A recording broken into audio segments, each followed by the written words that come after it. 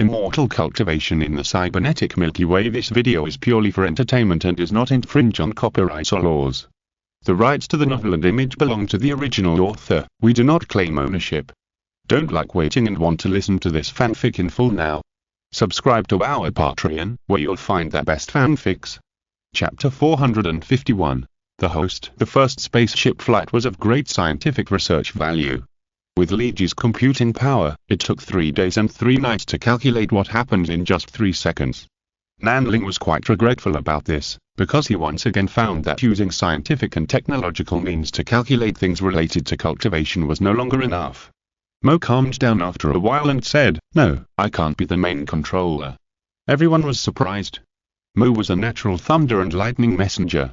If she couldn't be the main controller, who else could? Mo looked at Nanling and said, "Next time, you will be the main controller, and I will assist you and try again." Nanling asked curiously, "Why do you do this?" Mo said, "It takes almost all my energy to control all the electromagnetics of this ship, and I can only try to go in a straight line when I escape. This is what I lack. After all, my soul strength should not be as strong as yours. In this situation, I have to take the main control when traveling through the wormhole. Even if you believe in me, I don't believe in myself. It's better to let you do it. I will cooperate with you." Nanling didn't act pretentiously. After a simple thought, he nodded seriously. This is indeed a problem. Now he is the only one who can travel through space skillfully, and Mo does need more adaptation. Nanling said, "Okay, let me go first this time." After the discussion, everyone took a short break and then conducted a lightning escape experiment of the Zhuoxia again. This time, Mo fully cooperated, and Nanling took the lead. It must be said that Mo, who gave up the main control, did better. She was born to be a supporting role. When she was leading, she was barely able to do it. But when she was supporting, she was able to sort out every electrical facility in the ship and then quickly adjust its magnetic field. Finally, after everything was adjusted properly, she handed over the control of the magnetic field to Nanling, making his next task much simpler. He didn't even have to do much work himself, he just needed to activate the spacecraft's super spirit furnace according to the magnetic field sorted out by Mo. The next moment, the ship entered the lightning escape mode again. The spacecraft sailed rapidly, shuttling and turning in the void continuously, showing its strong agility. When they stopped, Nanling found that his loss was not so serious, and even Mo's condition was much better than the previous time. He said, "Well, it seems that we have found the right rhythm." Fanny was a little uncomfortable. She said, "Why do I always feel that this ship is yours now?" She finally realized this belatedly. Since Nanling came on board, the ownership of the Zhuoxia, which should have been her private property, seemed to be transferred bit by bit. But, who cares? Anyway, Fanny felt that it was convenient for her. The Zhuoxia was nominally her property anyway. She figured it out quickly and reached a settlement with herself. The lightning escape experiment of Zhuoxia was very successful, and then the wormhole shuttle experiment. This experiment required more preparation, and the most important exploration work fell into Fanny's hands. The effect of fire spirit power on space is that it can expand the space tunnel behind the wormhole.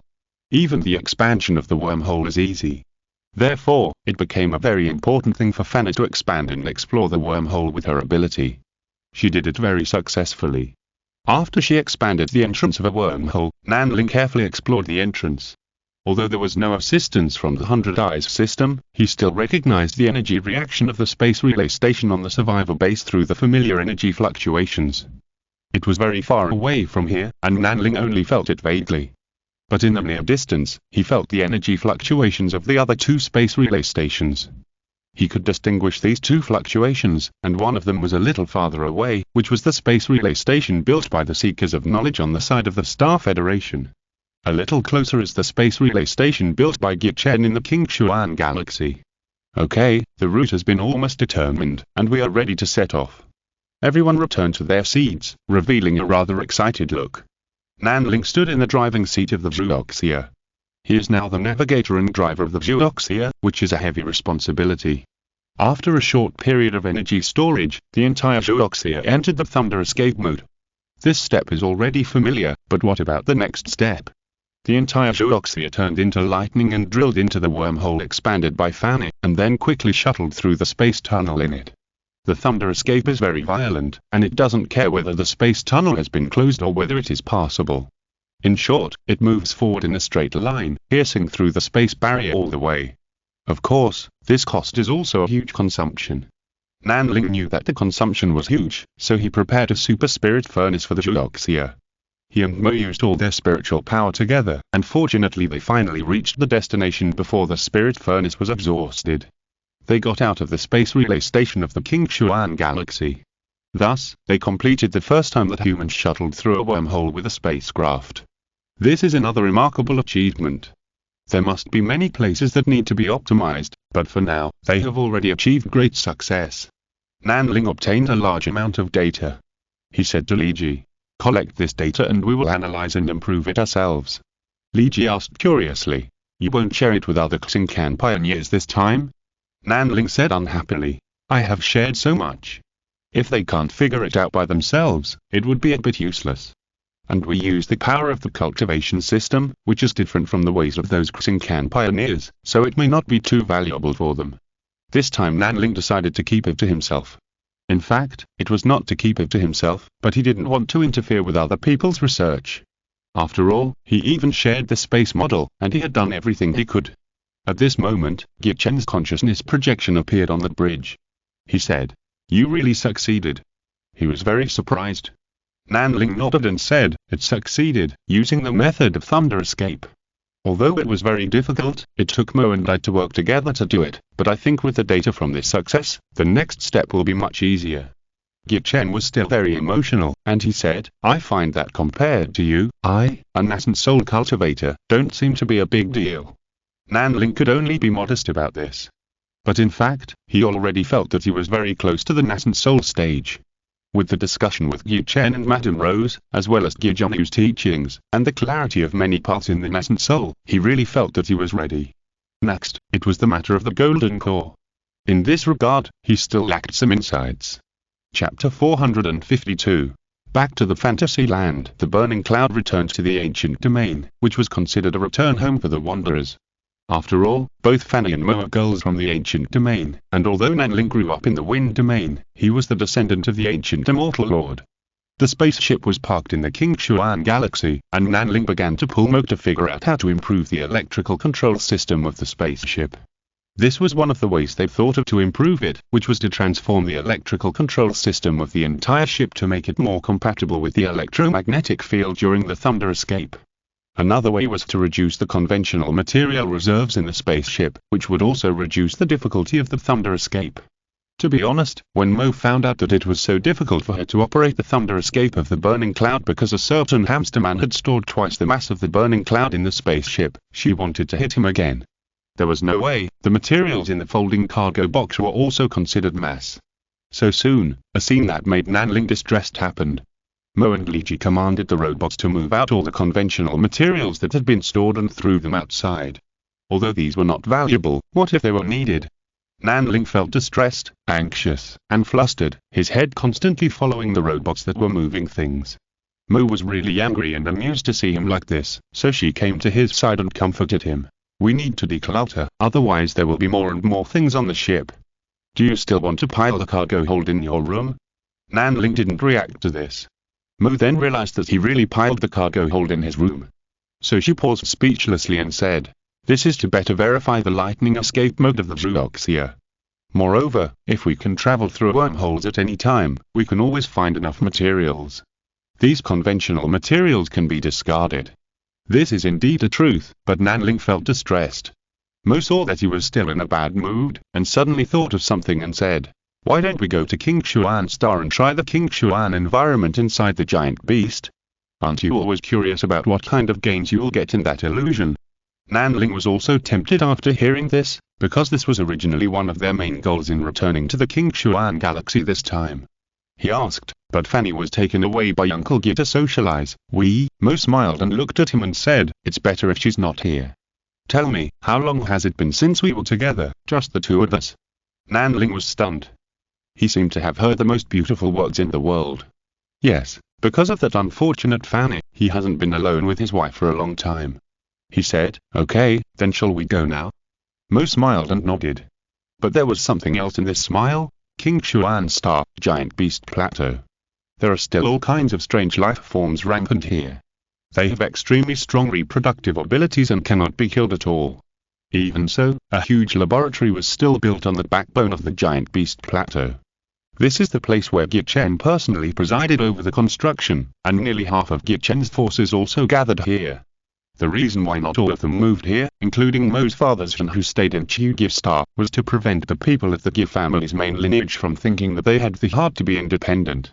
Nanling remembered that Ge Zhongyu was almost a member of a split family, and he seemed to have a bad relationship with the one hidden in the main line of the clan. They came here and greeted Baishan, who was pregnant. Baishan was also a mother to Mo. She looked at Mo lovingly and said, "My second child is about to be born, but when will your child be born, Xiao Mo?" Mo was surprised, but she didn't show any shyness. She just looked at Nanling in embarrassment and said, "Aunt Bai, Xiao Nan and I are practicing at this stage. At least we should consider these things after our cultivation is stable." Baishan asked curiously, "How long will you be like this? You can't keep doing this for the sake of practicing." In her concept, people still need to balance yin and yang. This time Nanling did not let Mo speak. He said, "Actually, the main reason is that I still want to see the realm after the nascent soul, so I want to maintain the state of the physical body. Maybe we can see the result after the nascent soul." Baishan was surprised when she heard this. She said, "I know you were a child with great ambitions, but waiting until the nascent soul, isn't it too slow?" Nanling was a little embarrassed. He was thinking about how to answer so as not to hurt Baishan's face. Mo saw it and immediately said tacitly, "Aunt Bai, let's talk about these things later. This time I came back to take Xion and to experience the memory illusion. If Fana comes back, let her wait a while and don't worry." Baishan nodded and said, "Go ahead, have fun." So the young couple ran away as if they were escaping. To be honest, they were quite panicked when they met an elder who was inducing labor. Fortunately, it was the two of them again now. They revisited the old place and came to the head of the giant beast again. Still entering through the ear canal, but now the ear canal has a super-alloy gate and sufficient defensive force to prevent abnormal entry.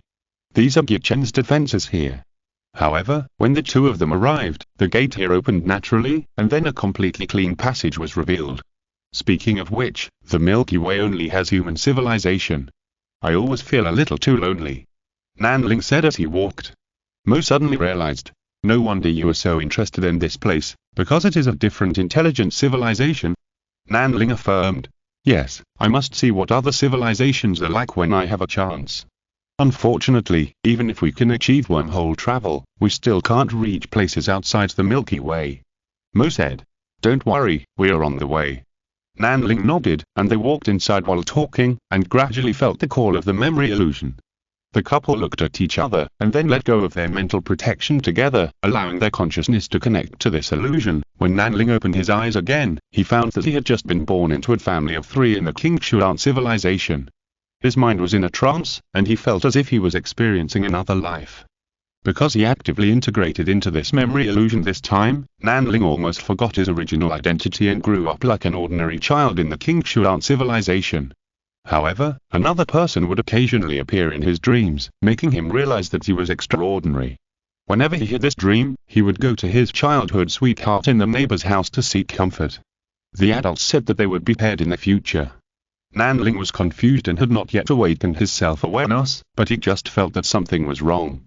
Chapter 453 Family. Nanling felt something was wrong, but he was not sure what was wrong. It was not until he matched with his childhood sweetheart according to the established life trajectory that he suddenly realized. "No, Sister Mo, have you woken up a long time ago?" The childhood sweetheart laughed with a satisfied look. Qingshuan people are also humanoid, but they have fine hair all over their bodies for warmth. Their bodies are also graceful and healthy, which is very close to the aesthetics of Nanling and Mo. At the same time, Qingshuan people are also a kind of life that pursues spiritual level or at least overcomes physical instincts. They actually curb the pursuit of pleasure in some aspects through gene modulation, and the way of reproduction is also very efficient and simple. It's just a simple exchange of genetic information. After exchanging genetic information, both parties can actually get pregnant, but as a kind of intelligent life, Qingshuan people naturally have to choose to work outside to support the family. Mo, who woke up one step ahead, showed a stronger ability to work and study, and naturally became the one who supported the family. Because of the advanced biotechnology of King Shuan civilization, the process of childbirth has been optimized. Soon, he and Mo's pup was born. The big watery eyes blinked, and Nanling saw a kind of playfulness in them at a glance. Strange, why does it seem to be a bit like Fanny? She must be Fanny. Mo came back and said with certainty when she saw the newborn. Nanling said helplessly, so Fanny couldn't help but come to us? But it seems that she hasn't woken up yet. Mo suddenly had a good idea. She said, why don't we raise her up? When she remembers who she is, we will go out. Nanling suppressed his laughter and said, yes, this is a rare experience, and she can't miss it. So, they took care of the child together. To be honest, even if Fanny didn't recover her memory, the child version of Fanny is really difficult to deal with. After this experience, Nanling completely understood how hard Gichen was, and why he could let his daughter fly so far away. After all, everyone wants to be quiet and rest for a rare time. Nanling and the others had been in seclusion for 30 days, which was longer than when Gichen had been in seclusion in the illusion. Fan, Mo and Lin came out together, and this time they really felt like a family. Nanling and Mo held hands, as if the light of time was shining on them, and there was a beautiful feeling of dusk. As for Fan and I, she followed the two of them with a resentful look, as if it was an accident. How could you do this? She was still muttering there. Mo also laughed. She let go of Nanling's hand and turned to hug Fan and I and said, what's wrong, my good daughter, what's the problem? Fan and I jumped up in frustration and stomped her feet and said, Mo, why are you still making fun of me? She was so upset. It was clearly agreed that the three of them would spend it together, not like this. Nanling watched this scene with a smile, and the influence of the King Shuan people's memory illusion was still there. They met Baishan again with a lot of noise. Baishan's belly was also bigger, and she smiled so much that her eyes narrowed when she saw the three of them looking like a family. Although I don't know how these three people formed a family, it's enough that the children look good. Chapter 454. The evil spell that cannot be immune. The last chapter is gone, it's hard to edit. Anyway, it's basically about Nanling giving birth to Fanny in a fantasy world, and feeling the process of baby development and comprehending the nascent soul. That's it, my mentality is broken. Nanling couldn't refuse Gichen's request, especially since this guy was just as unwilling to listen as his daughter. Originally, everything was fine, and Gichen was alert enough. But when he heard that it was just an illusion and the principle was explained to him clearly, he first looked down on Nanling's golden elixir technique, and then was provoked by his own daughter. Isn't this going to test the technique himself? Nanling had no choice but to say it one last time. Uncle, you have to be careful, I'm going to make a move. Gichen said calmly. Make a move, I'll sit here and take it. Very domineering. Nanling had no choice but to close his eyes and open them again, and when he opened them again, his eyes bloomed with a gentle crystal blue. Then countless information flows from these eyes were thrown into Gichen's eyes, allowing him to accept this information while looking into each other's eyes. He was startled, because he noticed that this was a memory about the baby being conceived and formed in the body. If it was just that, it would be fine, but it also added a lot of mysterious insights about the nascent soul. Even Gichen felt that he couldn't help but calm down and study it carefully after receiving these insights. But unexpectedly, the next moment he heard his daughter holding back her laughter and saying, Dad, your chest is wet. Why don't you change your clothes before coming back? Gichen was startled, and then he realized what had just happened. He felt the swelling of his void, and the wetness. He covered his face and walked away on the spot. Social death, he was socially dead. Nanling looked around and wanted to run away at this time. He didn't know if Gichen, who was angry and embarrassed, would kill him when he came back. It seemed that Gichen's heart was still very strong. After a moment, he changed his clothes and came back here. Baishan, who was pregnant with a big belly, quickly stopped in front of him and said, Well, you have realized how difficult it is for me to raise a child, right? Gichen, who was originally angry, calmed down after being interrupted. He looked at Nanling with a wry smile and said, How on earth did you come up with the idea of using this method to perform illusion?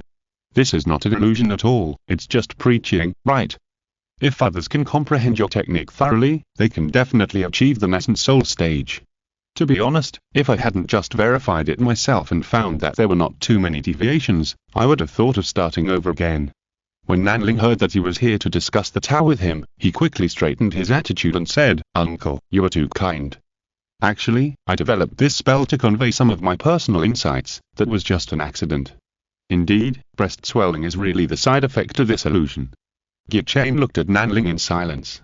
He was very curious about what the child had experienced in the illusion. How could he convey all the feelings during pregnancy through illusion? Looking at Mo, who looked so happy, Chen suddenly felt that the boy had sacrificed too much for his love. He waved his hand and said, "But since you want to use this magic to convey your feelings, the side effect must be changed. Otherwise, you'll do this to your apprentices or children in the future, and they will collapse." Chen said earnestly.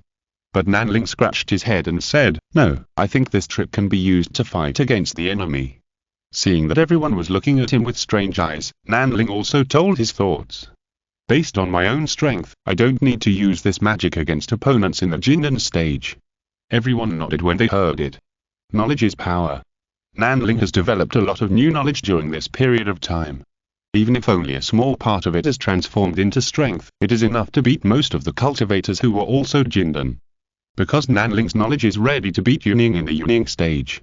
Then he continued, "But if I use this trick on enemies above the Jindan level, I think the effect will be even better."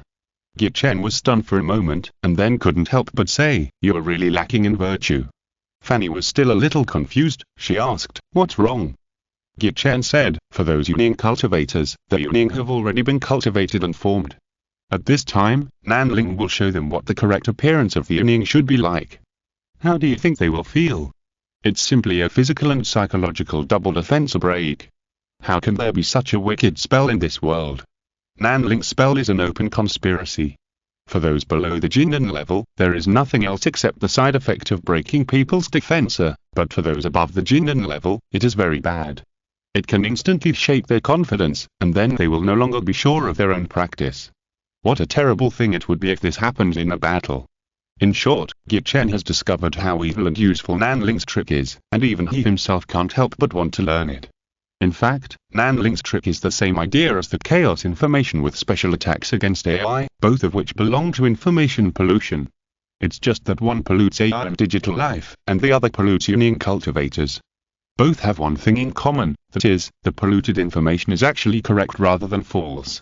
AI and digital life require huge computing power because they cannot understand this information, while Yuning cultivators need to understand this information because they are too late. It's very annoying. Anyway, before Nanlin, no one has ever used this method to deal with the enemy. I let Chen sighed a lot, so Baishan thought that the topic could be changed. She said, "Fanny, how long are you going to stay this time?" Fanny answered without thinking, "Look at my stupid brother, I will leave after the little guy is born." When Nanling saw her like this, he knew that this guy must not have even thought about where to go, and he must be on the road first before thinking about where to go. Seeing Baishan's somewhat disappointed expression, Nanling immediately said, "Generally speaking, we can still stay here for a while. Next, we need to go to Tianzing to recover. But I heard that the book collector is also in charge of building a space relay station, so we can go back and forth very quickly." Baishan's face looked a little better after hearing this, and she asked again, "What's next?" Nanling looked at Mo. Mo understood and continued, "Next, we will cooperate with the Seeker to complete some things. We are still in the training stage and will start when we are ready.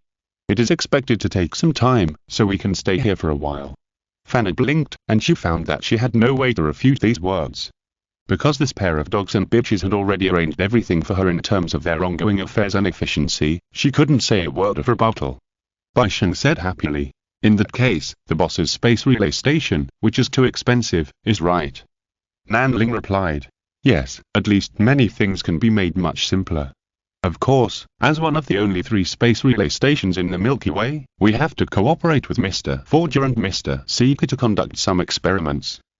Chen waved his hand and said cheerfully, "Of course, it's my honor to be able to participate in the affairs of Xingcan Pioneer. If you're listening to this novel on a channel other than Fanfic World, it means they downloaded and uploaded it without effort. We cordially invite you to visit our channel, Mundo Fanfic Novel, as there you'll find the original version of this story and you can explore many other novels of various genres. We're waiting for you to immerse yourself in a world of incredible novels."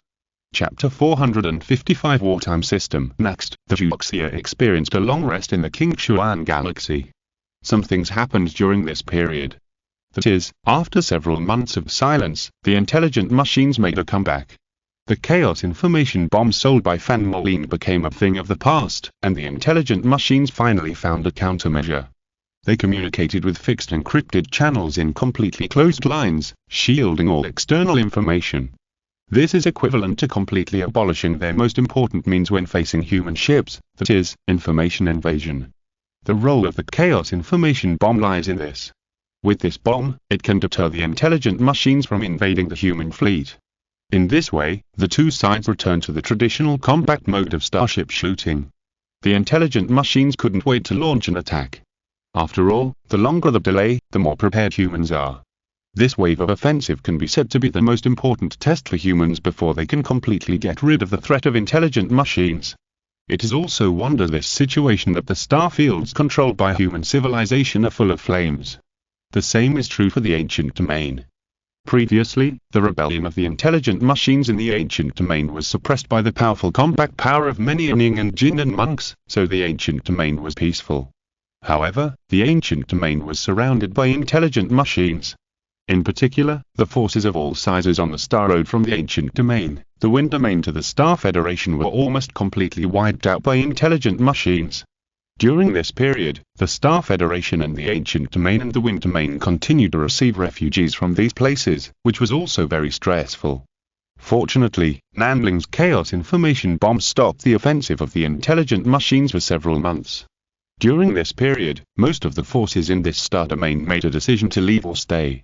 Most of the people in this area became interstellar refugees, wandering between the major star domains to find work, but at least they survived.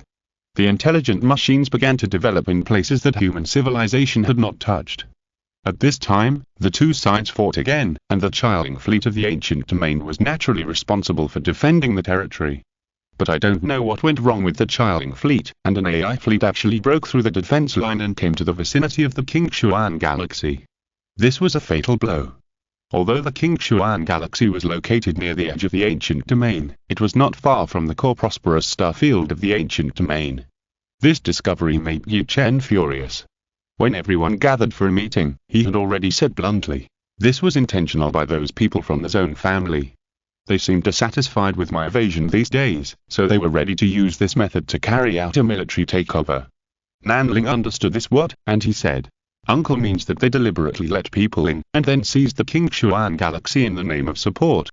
Yu Chen nodded and said, that's the case. They have their eyes on our space repeater and want to get involved.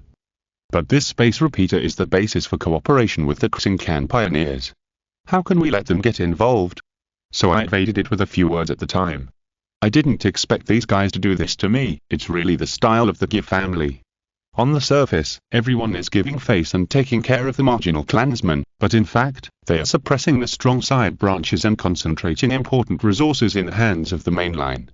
Fanny immediately said, what are you afraid of? We have enough power to defend the King Xuan galaxy by ourselves, so those people don't need to come. She had the confidence because she had done this more than once. Mo shook her head and said, now it's not a question of whether we need them to come, but how to stop them from coming. Bai Sheng also attended the meeting with a big belly. She has always been Yu Chen's think tank. At this time, she analyzed, the other party came for the space relay station. I'm afraid that even if we can repel the enemy, they will stay here under the pretext of preventing the enemy from attacking again. And according to Yu's wartime decree, when a galaxy is stationed with the chilling fleet in a wartime state, then the galaxy must obey that command of the fleet regardless of its previous ownership. Nanling frowned and said, if it's just like this, it's not right. Wouldn't it mess up Yu's own structure if they can take whatever they want? Bai Sheng looked at Nanling with appreciation and said, indeed, the next step is the key. Although the fleet stationed will directly obtain the highest authority of any industry, they only have the right to make demands, and the industry owners will provide them. Even the industry owners can directly calculate military merits based on the quantity and quality of the materials they provide. That's why this wartime decree has been able to exist. Nanling was listening and flipping through the detailed rules of this wartime decree, and then he began to ponder. This decree seems to have some merits, not all of it is so bad. At this time, Mo's eyes had already lit up, and she looked at Nanling with a tacit understanding. Fanna saw that the two of them were thinking about this matter, so she didn't think about it herself. On the contrary, Bai Sheng saw that the two of them had already gained something, so she was reminded that she could do something else with this decree. She pondered and said, this decree has a lot of details. It was originally intended to encourage the Gi family to make contributions to the family, but as time goes by, this wartime decree has become a way for the powerful in the family to gain military merit. Originally, military merit was settled after the fact, but later, after a complete calculation system was established, this military merit can even be settled in real time. I think the main family also means this: they want to give the head of the family a chance to gain military merit as compensation. Nanling said, "The best thing is that there is no upper limit to this military merit." Why is this so? In fact, it is because the speed of brushing military merit is controlled by the commander of the Chilling fleet, so this upper limit is completely unnecessary. But in one case, things will get out of control. That is, Gi Chen understood. He stood up and said, "Will the Chilling fleet lose?" Nanling smiled and said, "I don't know about this. After all, this fleet has a lot of thoughts. They want to occupy our Qingshuan galaxy for a long time and control the pace of our brushing military merit. I doubt whether they can handle so many things well." Gi Chen understood what he had in mind. He said, "In this case, we should keep unchanged in order to change everything. But we must also prepare countermeasures. The production capacity in the Qingshuan galaxy will be expanded to take on this overwhelming wealth." Everyone immediately understood. All the talents under Gi Chen's command gathered from all over the ancient domain, including Mo's father Xin, Nanling's brother Xin. This is a group of elite soldiers and generals who once helped Gi Chen control the Chilling fleet. Chapter 456. It's time to compete in operations. Things have come to the stage where Nanling is good at. The Qingshuan galaxy is relatively young compared to the planetary system of the entire Milky Way, and the materials here are quite rich. Therefore, in addition to the living planet Qingshuan star, the entire galaxy also has 6 planets of different sizes, 4 gas and 2 rock. In order to cope with the next wartime system, Gi Chen commissioned Thongshu's father Thongshu to design an inner defensor with the orbit of the Qingshuan star planet as the main body. This inner defensor is mainly responsible for the team under Gi Chen. Originally, such a leader in Gi Chen's team should be Baishan, but there is no way. Who asked Baishan to have a baby? The inner defensor, including the 3 rocky planets including Qingshuan star, is the responsibility of Gi Chen's team, and the outer defensor is the responsibility of Fan Olin. Fan Olin now completely refers to all the forces controlled by the 3 people including Zhuoxia, and it is already a very mature team. The 7 planets in the Qingshuan galaxy are arranged in order of A, B, C, D, E, F, and G. The 4 gas planets occupied by Fan Olin are Din, Waji, and Zhen. After being assigned that task of building the defense line, everyone in Fan Olin's team was very excited and began to think about how to build the defense line. Fan and I was the first to speak. "We must do this well. Let Dad see the ability of our team." Mo and Hongxi both showed serious expressions when they heard this. This is a good opportunity for the younger generation to declare war on their parents or to prove their ability. How could these young masters and young ladies who have lived under the wings of their parents since childhood not take it seriously? However, after a brief excitement, Mo calmly analyzed. "But if the Chilling fleet arrives, they will certainly ask us to station there. I'm afraid that the 2 outermost planets, G and Gen, will be claimed as their stationed planets." Nanling stroked his chin and said, "If that's the case, we may give priority to building space fortresses outside these 2 outer planets, and the more magnificent and comprehensive the better." Fanna didn't understand, and she asked, "If we do so well, isn't it a bargain for those people?" Nanling said, "How can it be said that they are getting a bargain? The better we do, the more military merits we will get in return." Fanna pondered for a while, then came to her senses and said, "Are you planning to defeat our Gi family's military merit system through this battle?" She actually became excited as she spoke. She was not stupid, and she immediately thought of Nanling's real purpose, and she was also eager to try it. Mo frowned and said, "What if they make demands that we can't afford?" Nanling smiled and said, "What demands are beyond our ability to bear?" Mo said, "For example, some precious materials, even if we don't produce them here, they can ask for them, but this falls into the category of making things difficult. Unless the owner of the galaxy can prove that he has exhausted his resources and financial resources and is unable to supply the fleet, as long as the fleet makes a demand, it must be met."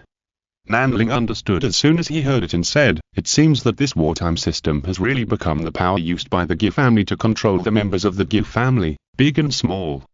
If you want to promote someone, just make reasonable demands and let them gain military merit without any trouble. If you want to punish someone, make all kinds of unreasonable demands, forcing these people to spend their wealth and homes, and in the end they may not even get much military merit. Mo nodded and said, "That's it. After all, this is the Gi family's territory, and after all, it is the ancient domain controlled by the Gi family." Fana rubbed her hands and said, "In that case, we'll deal with them. Xiaonan, just say whatever you think, I'll make sure they pay." Nanling pondered for a moment and said, "Originally, I actually wanted to directly give out the space fortresses of the two planets Ji and Zhen as bargaining chips. But now it seems that we can actually slow down a bit. We won't give the Kailing fleet a place to stay, and let them find a place to stay in the outer dwarf planet belt. Let's see what their attitude is first, and then make plans when the time comes. If their attitude is not good, then I won't give them a single planet, and let them rely on the resources of the dwarf planet belt to fight the intelligent fleet." Mo frowned and asked, "What if they make unreasonable demands?" Nanling read the wartime decree again, and then said, "The decree says that the fleet commander can ask us to provide various supplies, and can also ask us to go to the battlefield." "Going to the battlefield, are you afraid?" Fana snorted coldly and said, "That's something we have been looking forward to. When we are on the battlefield, our Zhuoxia can get some kills again." Nanling said again, "As for the various supplies, unfortunately, in the technology list I obtained from the Seekers and Casters, especially the Casters, there are synthesis formulas for various advanced alloys, and even various spiritual objects of alternatives. If it doesn't work, I can also ask for help directly from the two Xincan pioneers. They will surely be willing to give me this face." Everyone was very excited after hearing this. At this moment, they remembered that Nanling was also a Xincan pioneer. Although the Xincan pioneers looked like a loose alliance, it was undeniable that they really had the top resources in their hands. Nanling even felt that the commander of the Chiling fleet might not have the insight to understand what kind of power the Xincan pioneers had in their hands. When Fana heard this, she became excited and said, "That's great. In that case, we have to arrange the two defense lines of Ji and Zhen well. In this way, Shonen, you'll have to work harder to arrange the farthest defense line of King Xuanjin, and Thongxia will be responsible for the space fortress of King Xuanji. Mo and I will be responsible for the fortress defense of planets Din and Wu." Nanling nodded and said, "But before that, we have to rely on King Xuanbing to build 4 planetary fusion reactors so that we can carry out our respective work." Mo immediately understood and said, "Once the planetary fusion reactors are ready, Shonen and I can use lightning to take them to where they should be, saving time to the maximum extent." Fana made the decision, "We will do it as soon as we say it. It happens that my father has already arranged an industrial base on King Xuanbing. We can just borrow his equipment for production, and the planetary fusion reactor will be ready soon." "But Sister Liji, is your computing power okay?" Liji said, "Yes, although this is almost the limit of my computing power, it's okay." She was also very excited. This was the most important thing for the team. And it can be said that she, the computing power center, was the real key figure in Fan Oling's mission.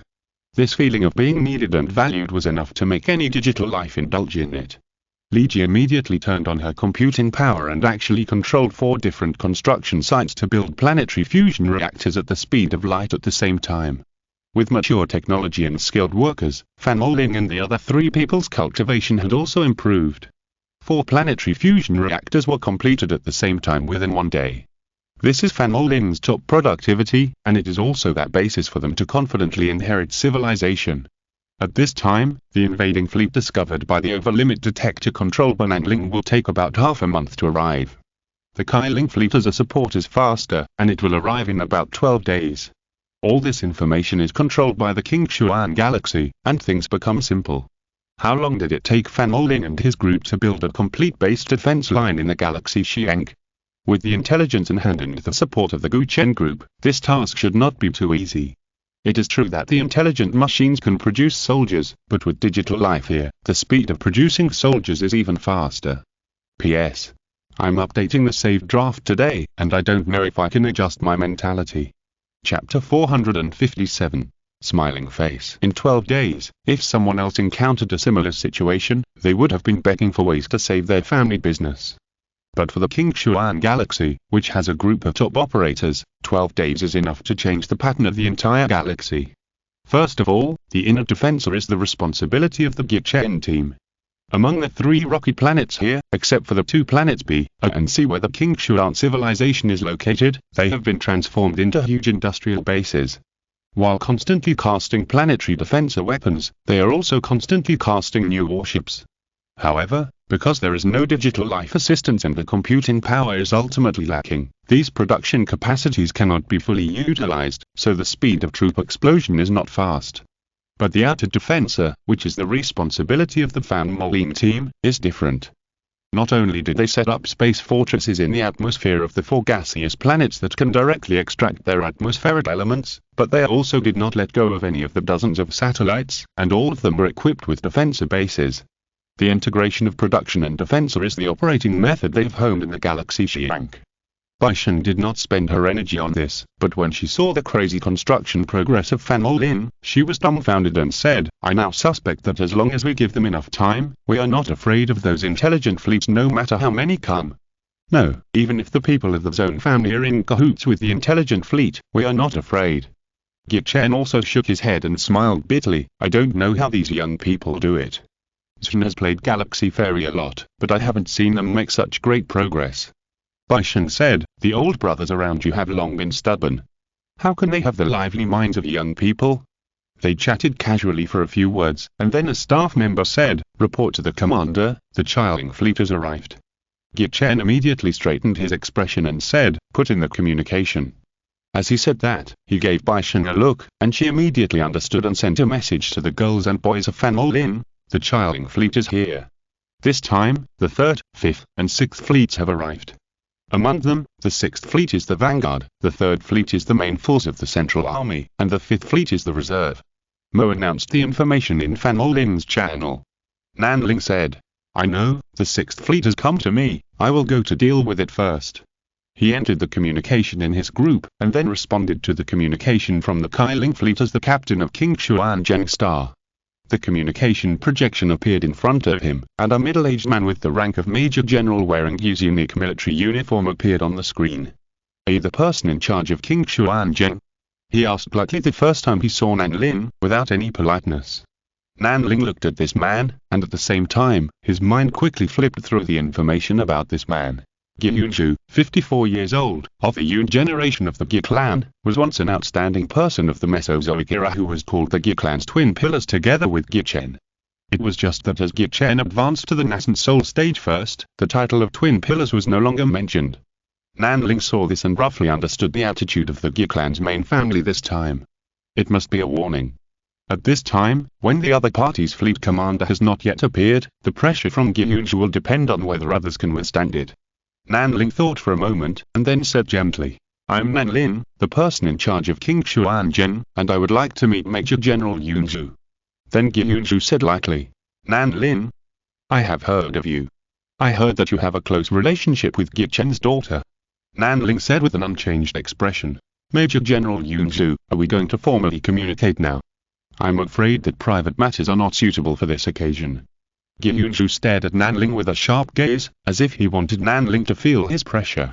However, Nanling still maintained a smile as if bathed in spring breeze. What a joke, even if the other party is powerful and has the so-called pressure, this is separated by communication.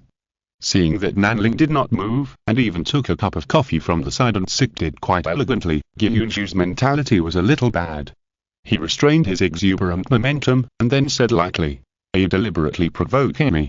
Nanling put down the coffee cup and said, no, I just know a girl who is still a friend, and I think she is quite stylish. Major General Yunju, what do you think? Ge Yunju snorted coldly. I don't understand, who are you, how dare you put on airs in front of me? Nanling was still not angry, and reiterated calmly, my name is Nanlin, Nan for south, Ling for feather. Ge Yunju said, your registered identity in Gu is a branch of the Gu family. Unfortunately, my Gu family has never had a branch with the surname Nan. You are just a humble person who deceives the world and steals the name. I am afraid that my dear brother Gichen and mine is fan have been deceived by you. Nanling was still not angry. He nodded repeatedly and said, yes, you're right. Can we talk about business? What's there to be angry about? She actually questioned his identity. Even if he was a liar, it was Fanna who used her father's power to deceive the Ge family, and that's why she gave him the difficult identity of a Ge family branch.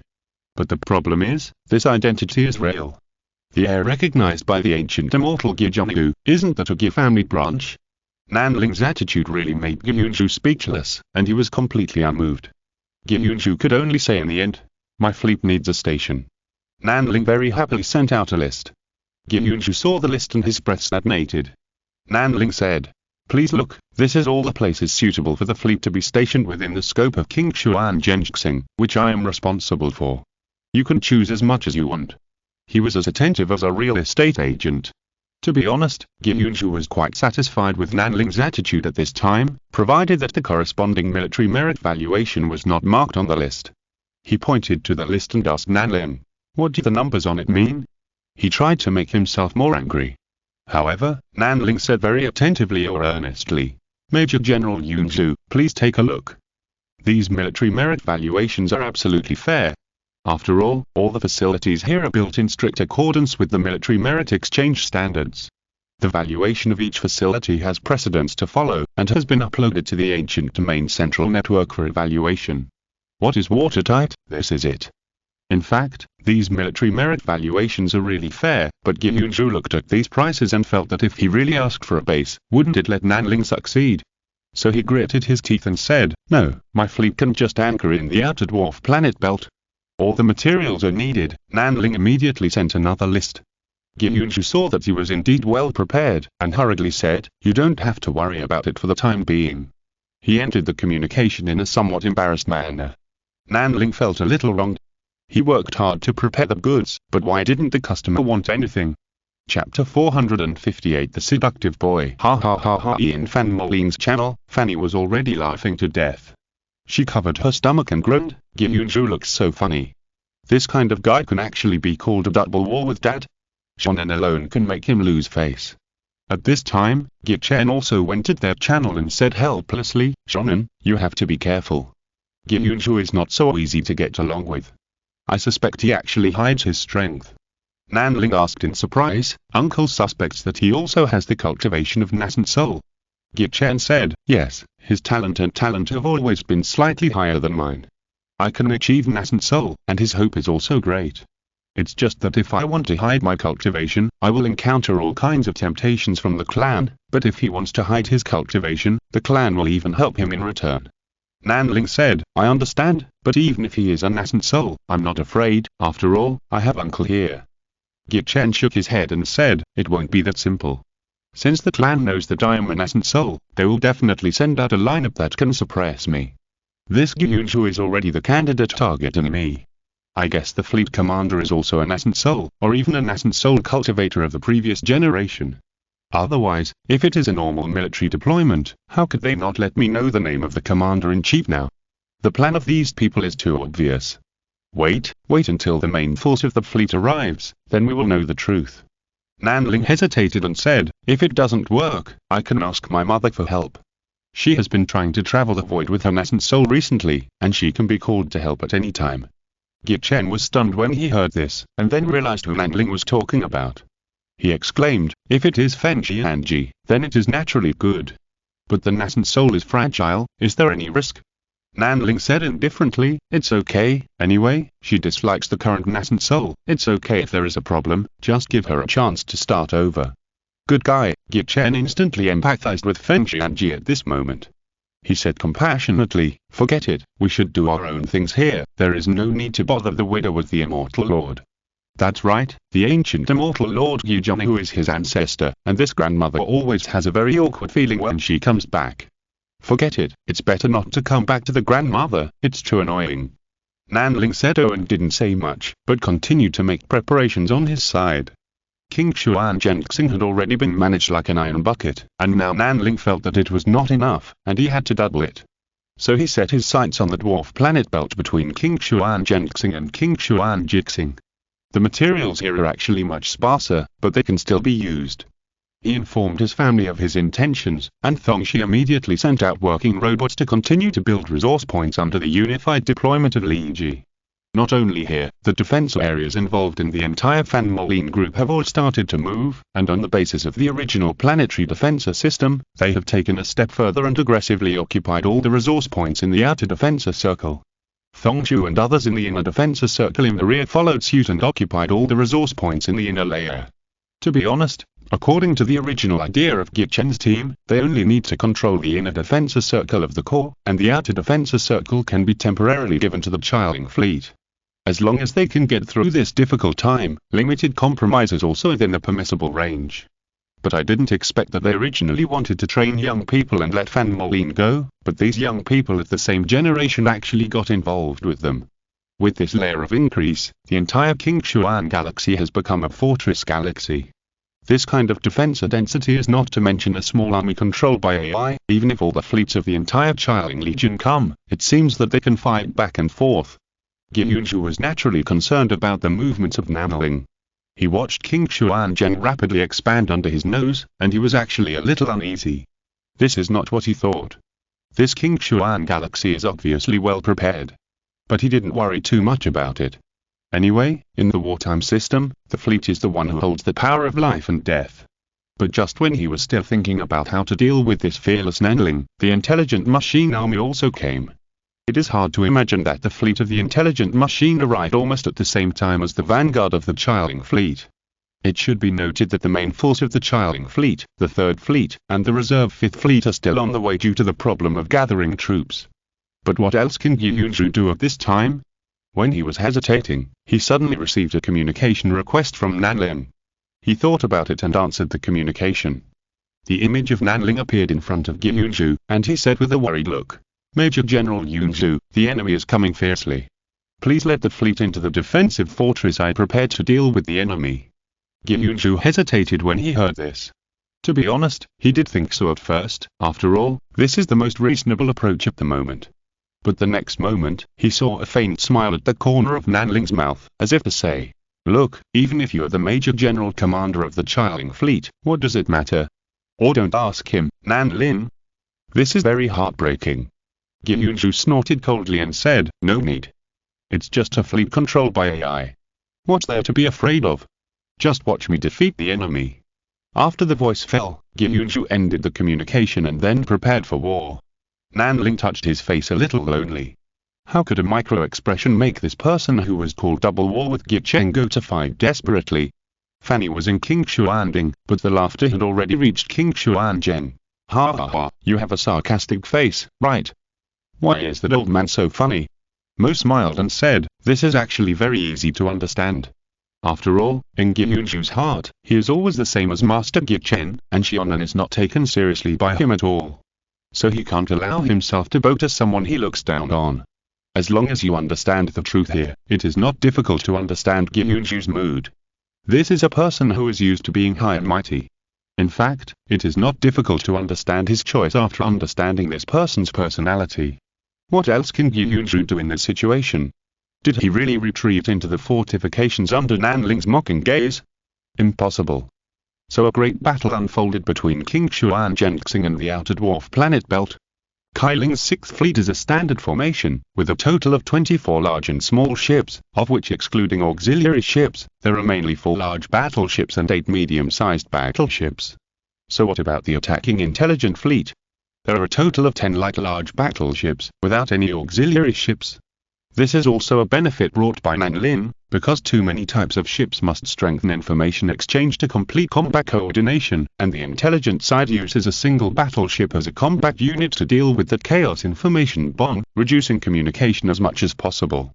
This is to take the route of Li Dezui. However, in this way, there are fewer functional ships, and the configuration of the intelligent fleet is actually unreasonable. In fact, when Nanling saw the opponent's configuration, he already knew that Gyunju should have won this battle. Chapter 459 Top Investigation. The intelligent machines brought all large battleships this time. These fleets were very impressive and looked bright and shiny as if they had just been manufactured. Nanling watched the battle over there carefully. Suddenly, he made a decision. The next moment, his consciousness left his body and came to the survivors' camp at the edge of the remote wisdom domain. His mental armor stood up, startling the dozing researcher next to him. Gio asked in surprise, "Mr. Nan, why did you come here so suddenly?" Nanling said, "I have a private matter and want to borrow the 100i shuttle." "How about it?" Gio said, "Of course, just leave a message to the Master Caster." Nanling was quite surprised. "Just leave a message?" Gio said, "The Master Caster has already ordered to meet all your requirements. Besides, no matter what the 100i shuttle does, it is part of the experiment. As long as there is enough data every time it is deployed, it can be regarded as an explanation. Nanling smiled when he heard it, and said, "Okay, then come with me." The 100-eye system must be assisted by Jia to operate. This kind of system that requires a digital life to assist in operation is probably something that the caster can make. The 100-eye shuttle has taken off and quickly flew into the space relay station here. It is like drilling into a vortex of time, disappearing without a trace in the rotation. After Nanling entered here, he immediately found the space relay station located in the Qingshuan galaxy at the far end. He found that as his experimental data improved after many shuttles, the positioning system on the 100-eye shuttle became better. Anyway, it is not difficult to locate in this space tunnel, but it is still unable to find the way automatically. Nanling immediately activated the wind escape, and the entire 100-eye shuttle merged into the wind, and then suddenly passed through the space relay station at the other end and came to the Qingshuan galaxy. The space relay station is located between Qingshuan Bingxing controlled by Thongshu and Qingshuan Dingxing controlled by Fan. It appeared so suddenly, like an alien visitor, and it felt like it was not the style of human civilization. Nanling said, "Turn on the 100 Eyes system and collect all the information of the battlefield ahead." Jiabu said, "It's a small matter." As he said that, all the 100 eyes on the head of the 100 Eyes shuttle lit up, and then analyzed the battlefield. At this time, Jiabu said again, "A digital life is trying to invade the ship. How should I deal with it, sir?" Nanling was shocked. He had forgotten about this. But what can he do? He said helplessly, "Okay, let her in, this is my friend." Jia was silent for a while, and after a while, Li Ji's voice sounded coldly. "Who are you?" Nanling said, "Sister Li Ji, it's me." Jia suddenly added, "And me, Mr. Loyal Jia." Li Ji suddenly stopped talking, and Nanling suddenly became worried, and his heart was uneasy. But he felt very puzzled. What should he be uneasy about? At this time, his eyes lit up, and he found that he was dragged into the digital space. In the living room of this digital space, which was completely composed of codes, Li Ji appeared in front of Nanling in a decent and dignified evening dress. "Xiaonan, since you brought guests back, why didn't you notify me in advance?" The aura of the perfect lady really scared Jia, who was wearing a laboratory uniform beside Nanling. This Jia was unfortunately a pure boy before becoming a digital life, and now that he has become a digital life, he has no capital for maturity. Seeing such a dignified and beautiful elder sister, he was so shocked that he could not speak. Li Ji, sister, he called out hesitantly, and Nanling could feel that there was a little flaw in the operation of the 100 Eyes system outside. He quickly pushed this guy and said, "Please, be serious, you are still collecting data." Seeing this, Li Ji suddenly smiled and said, "Since you were busy, then I will not disturb you." She left, but her fairy appearance had already attracted Jia's soul. Nanling was really angry and amused to see his useless appearance. In his heart, he knew that Li Ji saw that he brought another digital life here, so she specially prepared to claim sovereignty. As a result, when she saw that Jia was a silly young boy, she was completely relieved. Catch it. There is nothing to say about what happened afterwards, except that Jia was absent-minded the whole time. But it didn't matter that he was absent-minded the whole time, because the 100 Eyes system was still running smoothly, and the data was sorted and calculated, and uploaded to both Yu Chen and Zhuo Xia. At this time, Jia was happy, because he felt that the interface of this data was the connection between their hearts. The 100 Eyes system had only been running for 10 minutes, and Nanling had already concluded that the Kailing 6th Fleet would win, and even calculated the price of victory. After calculating the shield energy and attack parameters of both sides, it was finally concluded that the 6th Fleet would finally annihilate the opponent at the cost of 3 shield ships and 2 medium-sized warships, and after consuming most of the resources and energy. To be honest, when everything on the battlefield began to move forward according to the calculation results of the 100 Eyes system, Nanling even had the illusion that this is fate. Yes, the so-called fate of the Fate Silent was probably like this. At this time on the battlefield, the 4 shield ships of the 6th Fleet blocked the entire fleet, resisting the attack of the intelligent fleet. They had no attack capabilities, and their only function was to provide the maximum power shield to protect the entire fleet. However, just when the Omnic fleet lost its second large battleship, they suddenly chose to retreat, silently retreating into the dwarf planet belt outside the planetary system. Nanling was slightly surprised to see this, and then he immediately asked the 100 Eyes shuttle to return to Yu. Anyway, he had collected all the data that should be collected. After King Xuanzhen's main consciousness awakened, he said in his own channel, "It seems that this batch of Omnics is quite intelligent. They should have calculated that they were doomed to fail, so they retreated in advance. Li Ji said meaningfully. That 100 eyes system is not bad. It would be great if we could have it someday. Nanling coughed and said. That is the thing of the founder. I just borrowed it. Li Ji said with a look of understanding. So it belongs to the founder. I don't know what she is thinking. This old lady, she has become a digital life. Why does she still look like a fairy? Fanna didn't care about the 100 eyes system. She said, in this case, won't Gyunju want to show off to you? Nanling nodded and said, yes, he will soon ask me for resources in a high-handed manner, but that doesn't matter. I will satisfy him. To be honest, I'm afraid he doesn't want anything. Chapter 460. A great talent. Just as Nanling expected, Gyunju sent a list of required materials to Chen immediately after he settled his fleet. He didn't want to contact Nanling again. He felt that it would be cheap for him to contact Nanling again. However, when he found Chen and made his request, Chen said calmly, Nanling is the closest to you, I will let him connect with you to meet your requirements. Then it was over. Then Gyunju heard a report that a fleet had set off from the space fortress of King Xuanzhengxing and flew here. To be honest, Gyunju was quite annoyed at this moment. He was a little afraid that he would see Nanling's mocking face again. But what surprised him was that until he received these goods, Nanling did not make any sound throughout the whole process. There was not even a person on the cargo ship, and it seemed to be controlled by AI. Gyunju didn't know what to say. Their current enemy was AI, but this Nanling was still using AI. He sent a communication as soon as he received the goods, and scolded loudly. Do you know that our enemy is intelligent machines? Don't you know their methods? How dare you use AI to work for you openly? If these AIs also rebel, can you bear the responsibility? Nanling listened to him scolding for a long time with a smile, and then said slowly, AI rebellion. No one knows intelligent machines better than me. Although I don't care about the so-called responsibility, if Major General Yunju needs it, maybe you can take a look at this new product launched by our Fanolin weapon company. He typed a set of sophisticated instruments on the screen, and then said, Weak AI intelligent remote control system based on human brainwaves. With this system, the operator can completely control the entire ship or even the entire fleet to fight in the safe rear.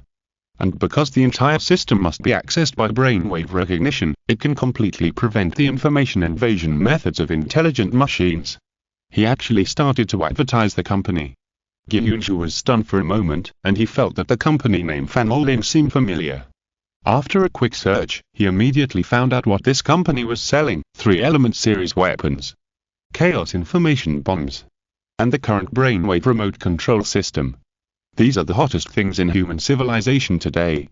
If there were no chaos information bombs, humans would probably be pushed into the wilderness by the intelligent machines. The 3-element weapon system is also an epoch-making gun. It adds conceptual power to the simplified structure, which greatly enhances the lethality. The current brainwave remote control system has given humans the capital to confront intelligent machines head-on. Gyunju took a deep breath and said, Fanolin? I didn't expect Fanolin to be your industry. But I don't understand, since you were all descendants of the ancient domain, why do you register a company in the Star Federation instead of in the ancient domain? There was a hidden accusation in these words, as if he was saying that Nanling and his Fanolin had forgotten their roots. Nanling chuckled and said, at least it's pretty good now. We are developing well and are safe. It was also hinting at something, as if to say, if Fanolin is registered in the ancient domain, maybe now we will face some malicious challenges. Gyunju snorted coldly and didn't want to say more to Nanling, but he no longer looked down on Nanling. He paused for a moment and said, according to this list, prepare the materials I need as soon as possible. Nanling nodded immediately and said, prepare these materials, but what does this as soon as possible mean? How fast do you need me to do it? Gyunju snorted coldly and said, as soon as possible means as fast as possible. Do I need to explain this? Nanling said gently, it's better to explain it clearly. After all, 337 years ago, there was an unlucky guy who believed in the so-called as soon as possible and did his best to collect all the materials within 13 days, but was accused of delay. Gyunju was speechless, and once again confirmed that Nanling was definitely well prepared. He had not prepared to use this trip before, but just wanted to continuously consume Nanling's high-level resources.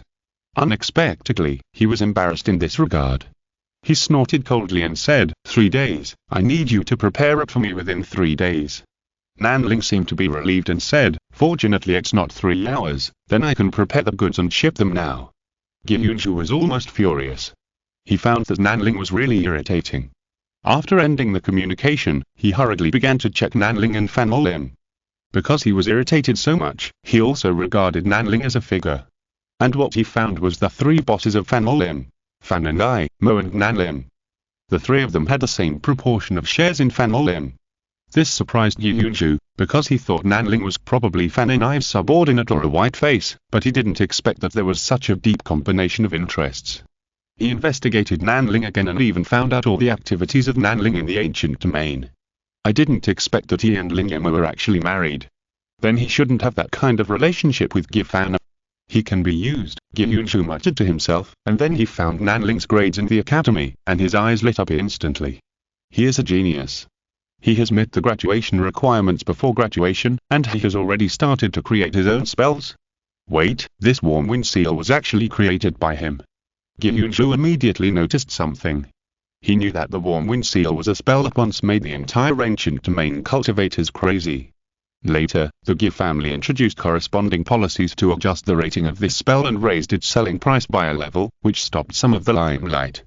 But there is no doubt that this spell is still a mislearn option for powerful fire magic practitioners.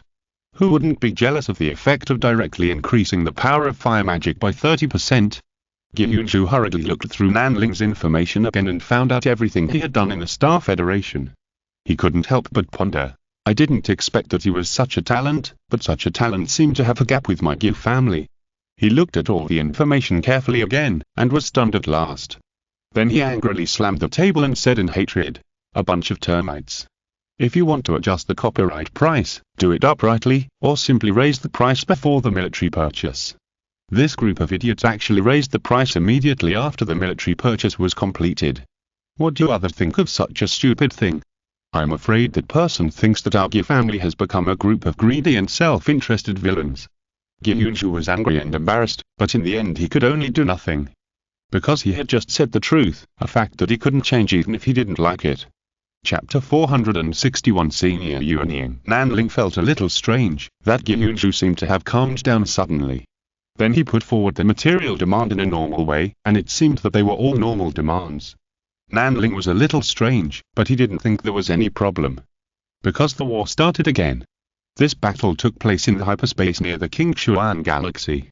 Those intelligent fleets actually directly attacked the third fleet of the Chiling fleet, which was flying in hyperspace. It seems that the intelligent fleet still has an absolute advantage in intelligence analysis. When the third fleet appeared from the hyperspace, everyone saw a full of embarrassment. The top 3 fleets of the Chiling fleet are all enhanced versions of the main fleet. Their warship configuration is 3 times that of the normal fleet. In other words, there are as many as 12 large battleships in the third fleet alone, and there are hundreds of other auxiliary ships of different sizes. A fleet of this size can definitely cope with any battlefield situation under normal circumstances. But, it was attacked by the intelligent fleet from the hyperspace. The flexibility of the intelligent fleet in the hyperspace was perfectly demonstrated at this moment. When the third fleet escaped from the hyperspace in a panic, the number of their fleets had actually decreased by 30%. Then the intelligent fleet also chased out a total of 50 large battleships, and they stood in the void with great pressure. At this time, Gyunju immediately found Nanling and said, "You must provide help." Nanling said, "Of course, your fleets will come in first and rely on our fortifications." Nanling said calmly. Gyunju was a little surprised. He found that when he was no longer high and mighty, Nanling was no longer the one who seemed to be mocking at any time. He immediately understood that this was a person who held grudges. Just like that, the fortifications arranged by Nanling began to fire in full force. The terrifying 3-element energy torrent washed out, forming a shocking barrage.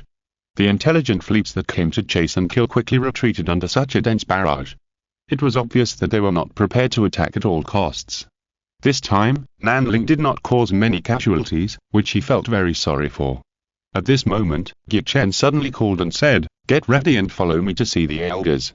Nanling immediately reacted and said, "Is the commander of the third fleet actually a veteran Yuanying of Gi's family?" Gi Chen nodded and said, "After all, it is one of the main fleets.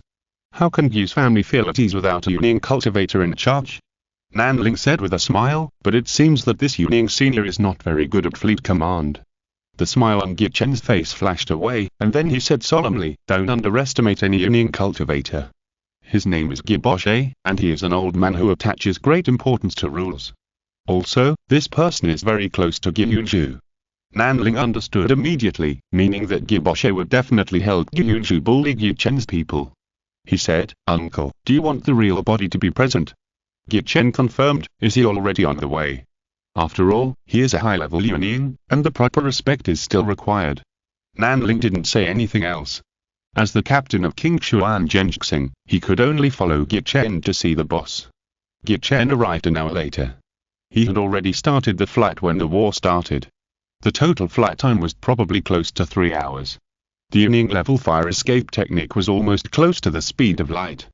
Nanling looked at Gye Chen and greeted him immediately. Gye Chen nodded to him, and then the two flew together to the 3rd and 6th fleets anchored there. During this process, the other party had communicated and asked for countless supplies, and Nanling relied on his planetary industrial defenses system to continuously supply them. When they arrived at the flagship of the 3rd Fleet, the official who greeted them at the door said impatiently, "Hurry up, the old man has been waiting for you for a long time. It is really disrespectful to let the old man Gye Boshe wait like this." Nanling was stunned and wanted to explain. But Gye Chen pulled him and said, "There is no point in talking more. Let's go first." Nanling could only shut up, but this seemed to set the tone for the next meeting. Gye Boshe was a middle-aged man who looked very wealthy. His eyes were shining, and there was a spiritual light flowing on his body. It was obvious at a glance that he was not an ordinary person. Nanling had a brief understanding of Gye Boshe, who was a person who lived 1,000 years ago. To be honest, the lifespan of a nascent soul is about this long. 2,000 years is the theoretical upper limit, but it will start to age after 1,000 years. But the problem is that Nanling did not see any signs of aging on this nascent soul senior who lived 1,000 years ago. He suddenly thought of something, a secret that his mother, Madame Rose, had shared with him. Gye Zhongyu originally had no way to break through his own lifespan. It was only after he returned to the ancient domain that he suddenly had the way to become a saint in the flesh. From then on, his flesh gradually became immortal and incorruptible, and his lifespan seemed endless. At the time, the mother and son had some guesses.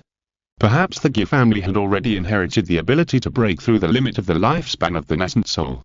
Gye Zhongyu had no choice but to follow the old path of the Gye family. This also explains why Gye Zhongyu hated his physical state in the later period so much that he even used virtual elements to completely virtualize and destroy it. After all, this way of physical body was not the path that Gye Zhongyu chose himself. It was a last resort for him. Nanling's heart moved, but he secretly suppressed this thought again. It was not appropriate for the time being. Junior Gye Chen and his junior friend Nanling meet Senior Boshi. Nanling hurriedly followed suit to salute. However, Gye Boshi, who was in a higher position, did not even raise his eyelids, and stayed there calmly without moving. Gye Chen still maintained the posture of bowing and saluting, but Nanling was not used to this person. "You want to give him a bad look, right?" Nanling thought that he had already saluted, and stood up calmly and stood there carelessly. Gye Chen's face changed when he saw this. At this time, there was a woman next to Gye Boshi who looked beautiful but quite cunning and mean. She had already shouted, "How can you be disrespectful to the ancestor?" As soon as the voice fell, she had already spit out a light golden rocket at Nanling, coming with a fierce momentum, and would fight if they disagreed. But although the light golden rocket was shooting, in Nanling's consciousness it was as slow as a snail. He even had time to analyze the strength of this wind spell, and then raised his palm and fanned it casually. The next moment, a hurricane took advantage of the momentum and hit the fire spell, then extinguished it like a small flame. Nanling was not even interested in paying attention to this, as if such a weak attack was not worth his response. Unconsciously, his accumulation has far surpassed the strength of people in the same realm. The Gye family woman in front of him should have the 4th or 5th level of Immortal Cultivation, but in Nanling's eyes, it really counts as nothing. If you're listening to this novel on a channel other than Fanfic World, it means they downloaded and uploaded it without effort. We cordially invite you to visit our channel, Mundo Fanfic Novel, as there you'll find the original version of this story and you can explore many other novels of various genres. We're waiting for you to immerse yourself in a world of incredible novels. Chapter 462. There is a problem with Gye Zhuanying. Nanling lightly extinguished the fire spell released by the Gye family girl, which really stirred up a hornet's nest. The Gi family girl became even angrier, and she clasped her hands together, ready to release a fire spell with all her strength to give Nanling a good look. Nanling was not afraid of this, and at most he would extinguish it once more. However, he obviously forgot that the Gi family girl's behavior definitely angered another person. Gi Chen snorted coldly. HMPH. The Gi family girl was immediately struck by lightning, her face was as pale as tinfoil, and the gathered flames also dissipated. Seeing this, Gi Yunju stepped forward and said, Gi Chen, you, Immortal Cultivator, actually attacked Yunxin, a Jindan cultivator. Isn't it a bit too much? Gi Chen said lightly. Why, you Gi Yunju want to stand up for your sister? Unexpectedly, this mean girl turned out to be Gi Yunju's sister. Yes, for these people in the main line of the clan, the main line is all brothers and sisters, and the other side branches can only be regarded as outsiders. Gi Yunju's eyes were full of arrogance, and he did not flinch at all in the face of Gi Chen's gaze. There was a faint aura gathering on his body, forming a confrontation with Gi Chen.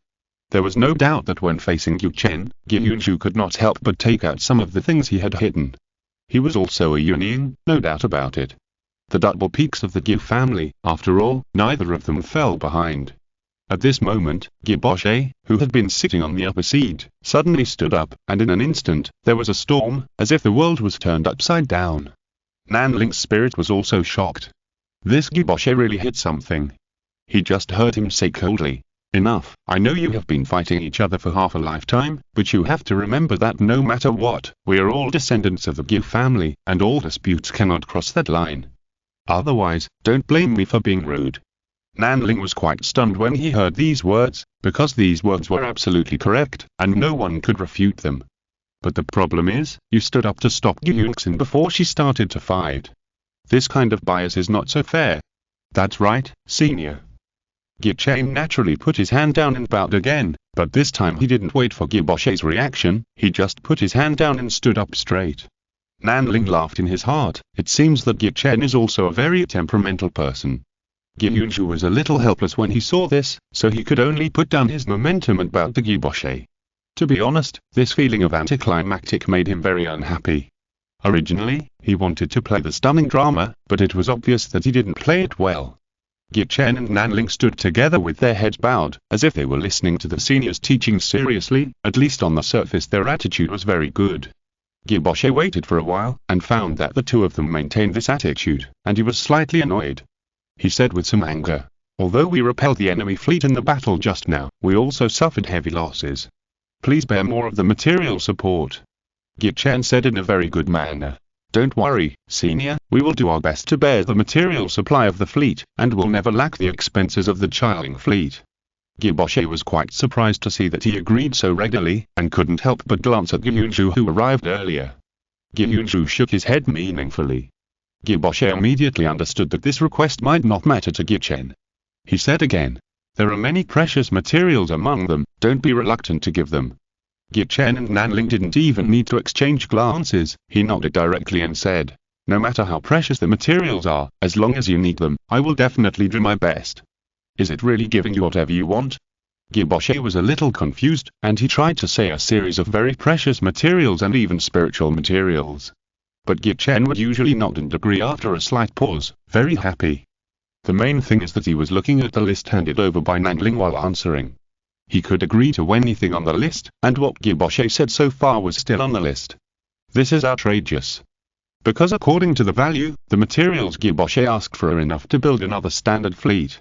In the wartime system of previous dynasties, no matter how excessive the request was, it would not be excessive to this extent, right? So when Gi Boshe suddenly stopped talking, the two sides fell into a very ugly silence. Nanling and Gi Chen were waiting for the other party to continue to make a move. But Gi Boshe, Gi Yunju and others really didn't know how much wealth the Qingshuan galaxy had. After all, the demand for so many materials and the corresponding military merits can allow Gi Chen to be directly upgraded to the rank of Admiral. Admiral Commander, this status is no different from Gi Boshe, which is something Gi Boshe absolutely cannot tolerate. So he suddenly chuckled and said, forget it, I was just joking with you, why are you so serious? I'm not the kind of greedy person, you just need to provide enough regular supplies. Nanling laughed in his heart, he had seen through the nature of Gi Boshe, who was strong on the outside but weak on the inside. He suddenly released a divine thought and quietly came close to Giboshe. This was a test. However, Giboshe seemed to be completely unaware of this. Nanling became even bolder. This Giboshe seemed to be in a similar situation to Gijongu. At this time, Giboshe suddenly started talking about family matters and said, "Gichen, I remember you have a daughter, right?" Gichen nodded and chuckled. That was before. This year, my wife Baishan gave me another son, and now the second son is about to be born. Giboshe was quite surprised. He said, "Then I have to congratulate you. After all, you are so talented that you really need a successor." Gichen shook his head and said, "My eldest daughter is also very talented. She is not inferior to me in terms of talent." Giboshe said jokingly, "So what? The girl will marry someone else after all. Can you stop the girl's marriage?" Gichen seemed to have noticed something. He said, "My daughter has her own ideas. I will not make decisions for her on such an important matter in life. She can just do what she likes." Giboshe said meaningfully, "That's not right. The marriage of children is ultimately arranged by the elders. You have to make a good decision for little Fan." After saying a few more polite words, they ended the conversation and made a gesture to see the guests off. Nanling and Gichen followed them out of the other party's flagship. To be honest, they did not feel relieved. When the two arrived at Nanling's space fortress, Gichen said bluntly, "You have to be careful and vigilant, these people will not give up. They can't do anything to me, they will probably make trouble for the people around me. You are guarding this planet alone, which must be included in their calculations." At this point, Gichen hesitated and said, "If it doesn't work, just give this planet to them. Anyway, this is also in the plan." Nanling shook his head and said, "After watching them today, I realized that we must deal with this matter with the determination to not give up an inch of land. Because that is simply asking for more. Anything they get too easily, they will inevitably want more. Let me be a nail it here and make them uncomfortable. Of course, if I really can't stand the pressure, I will run away immediately." Gichen said with satisfaction after hearing this, "It's best that you know, sometimes I envy that girl Fanny, the people around her are so capable." Nanlin smiled but said nothing. The two paused for a moment and then said goodbye. Chapter 463. Forces needed at this time. Everyone knew that Giboshe would not give up so easily, and not long after Gichen left, Nanling waited for the other party's move. There was a direct order from the other side, inviting Nanling to return to the flagship again to discuss the specific material supply plan. This is just a title. In fact, it means that Nanling will face two Yuning monks, one new and one old, alone. It's just to bully others. Nanling pondered for a while, and then agreed generously. There was an illusion of going to a meeting alone in ancient times, so he would not be afraid. But if the other party puts extreme pressure on him, he will be very annoyed. Coming to the flagship of the Third Fleet again, this time he actually dismissed others, only Giboshe, Gyunju and a woman named Gyunxin. Nanling doubted the age of this woman. She should be quite old, right? And the expression of this woman looking at him at this time was very strange, full of scrutiny, as if she was selecting goods. At this time, Giboshe showed a friendly smile and said, "I heard that you were a very talented person, but I don't know if you are ambitious." Nanling was a little surprised. What did this question mean? He said, "I don't have much ambition. I am satisfied to live a simple life with my beloved." That's right, he likes a simple life, but the world always makes it impossible for him to live a simple life, so he has to do everything he can to make him feel at ease. At this time Gyunju suddenly said, "Nanlin, your talent is unquestionable. I have found out what you have done in the Star Federation. Fanolin, as a newly emerging aristocratic force in the Star Federation, it is actually you who is steering the ship, right? In less than a year, you have integrated multiple forces into a clan, and even if you leave, you can let the clan continue to operate naturally. This kind of talent, this kind of thing, can't be called ordinary, right?" Nanling didn't think much of it, and said as usual, "Actually, I didn't do anything. I just did what I like, and naturally someone came to make trouble. Those people didn't want me to live a plain life, so I had to let them quiet down. As a result, I don't know how, some people gathered around, and others thought it was a clan. In fact, there is no such thing as a clan. It's just Fanolin from the beginning to the end." He answered frankly, but the hidden grandeur was revealed, which moved the three people in front of him.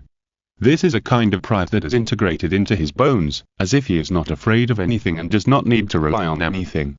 He only needs Fanolin or even just himself to go anywhere in the world. Good spirit. Giboshe nodded in appreciation and said, I'm beginning to like you. You're indeed a capable person. I have a good marriage that I want to help. Nanling frowned slightly, but still endured and listened to the other party patiently. I'm willing to act as a matchmaker for you and my little girl Yunxin. What do you think? Nanling resisted the feeling of nausea and looked up at Yunxin, who was stern but shy. Then he raised his head and said decisively, Senior, I'm a married man. Giboshe said lightly, the girl from Ling's family. Don't worry, I will solve this problem for you. Give the Ling family enough benefits and let them take the girl home. Nanling took a deep breath and said, but, my wife and I are in love with each other and have no plans to find a new love. Giboshe said, in love with each other? That can't beat reality. In this case, I won't force it too much. Let Yunxin go back with you first. She will be the liaison officer sent by our Chiling fleet to your side to facilitate information exchange between the two sides. This was said in a way that made it impossible to refuse. Nanling found that Giboshe really had some skills. He could always say something impeccable that made it difficult for people to refuse. Of course, this is also based on his status and strength. If someone else said this, would Nanling listen to it? Yes. Nanling agreed reluctantly, and the reluctant expression was not concealed at all. It's just this person, so let him go. The other party's name is also completely correct. Both sides do need such a liaison officer. After these were agreed, Giboshe let Nanling leave, without any intention of forcing him. It showed his good temperament. However, Nanling had already connected the communication on the way and told his friends everything that happened here. Fanny's eyes immediately turned red, and she said in the communication, that old woman is 50 years old, right? Isn't it shameful for this old cat to eat young grass? Mo was stunned for a moment, and then immediately said with a cold face, I will notify my family immediately and let my father deal with the family affairs. Don't worry, Shonen, I won't leave you. Nanling was stunned for a moment. He thought that at this time, he should be the one to reassure Mo, but he didn't expect that it was Mo who reassured him instead. Such care, how could he not be moved? Li Ji interrupted. Good guy, you want to marry our 20-year-old Shonen when you are 50 years old. If she can marry, I will succeed. Nanling was speechless for a moment. Why are you, an old aunt, joining in the fun at this time? Nanling sighed and said, okay, don't think about it. I will take care of Gyunxin's matter. He took the person back here. Nothing happened on the way. But when he arrived at Nanling's fortress in Qingshuanzhen, he began to look around with a scrutinizing eye. Gyunxin said, your place is too crude, but don't worry, I will help you take care of it now. This is completely treating herself as the hostess, really without any sense of boundaries. Nanling frowned slightly and said, this is a public area. I will arrange your own room for you. You can decorate your room as you like, but don't affect the public area. Gyunxin curled her lips in disapproval and came to his side. She looked at the vast, chaotic and scorching atmosphere of the planet below in front of the huge French window with the fortress. She said, sooner or later, this place will belong to me, right? Nanling turned his head and saw Gyunxin with a provocative look on her face, as if she was expecting his response. He didn't even hesitate and said directly, it's okay for you to want it. Just exchange it according to your military merits. In fact, this is a garrison base prepared for you. It is fully functional and even has a full set of industrial capabilities. You'll definitely feel at home. It was originally a battle between men and women, but Nanling turned it into a product promotion. Enough. Gyunxin interrupted angrily. She couldn't figure out whether this man was playing dumb or what. She asked, don't think I'm a little girl who can be easily fooled. This is the ancient domain, you will eventually bow to reality. Chapter 464. Confrontation with Yuan Ying. Nanling did not want to have a direct conflict with these people. After all, he was a kind person who made money by being friendly. But there was no way. Gyunxin seemed to have made up her mind and was going to force him to bow his head. His expression turned colder, and then he said calmly, I think I said before that I am a married man. My wife is both virtuous and beautiful. I admire her. Gyunxin interrupted, don't bother to talk nonsense with me. I told you not to worry about Ling Yimo. The Ling family is just a small family that is a vassal of my Gi family. A little bit of profit is enough for them to take back their daughter and serve you obediently. You are very talented, and that's why I am willing to tell you so much. The Ling family alone cannot support your talent. You need a platform that can bring out all your talents, and that is exactly what I can provide. Nanling felt amused. He said, I don't need any so-called platform. It seemed like he was being stubborn, but in fact, his pride was hidden in it. A platform to bring out his talents? He really didn't need that. He even looked down on Xincan Pioneer, let alone Giclan. When the entire galaxy space relay stations were built, all mankind would praise the name of Skycrosser. And when he could go beyond the galaxy one day, he would be an eternal legend. A platform to display his talents? The entire galaxy and even the entire universe were his platforms. His contemptuous expression hurt Gyunxin, and she said angrily, "You are stubborn. If you despise me, you despise the entire Yu clan. Do you want to be an enemy of Yu clan?" Nanling's expression was slightly moved at this time, and then he listed a series of video images beside him. In these video images, Gyunxin was wearing revealing clothes and had a dazed look, or went in and out of some places of debauchery, or simply went crazy in a chaotic hue. Especially the one surrounded by a dozen young and strong men, showing an intoxicated and impatient expression. He smiled faintly. "You're already 50 years old and still play so wildly. I really can't convince myself that I can accept someone like you around me." Gyunxin was stunned, and then her face quickly turned red. "This is not shameful." The veins on her forehead popped out, and her eyes were full of anger. "Well, you dare to investigate me." She was angry, and then her expression became completely cold and said, "It seems that you are going to be stubborn, which is a pity. You can only let your beloved woman pay the price for this." Bang! Her words stopped abruptly. It turned out that Nanling had kicked her in the abdomen, kicking her back a distance and hitting the wall. Here she hugged her lower abdomen and curled up. Nanling's kick was fierce and accurate, almost shattering her golden elixir.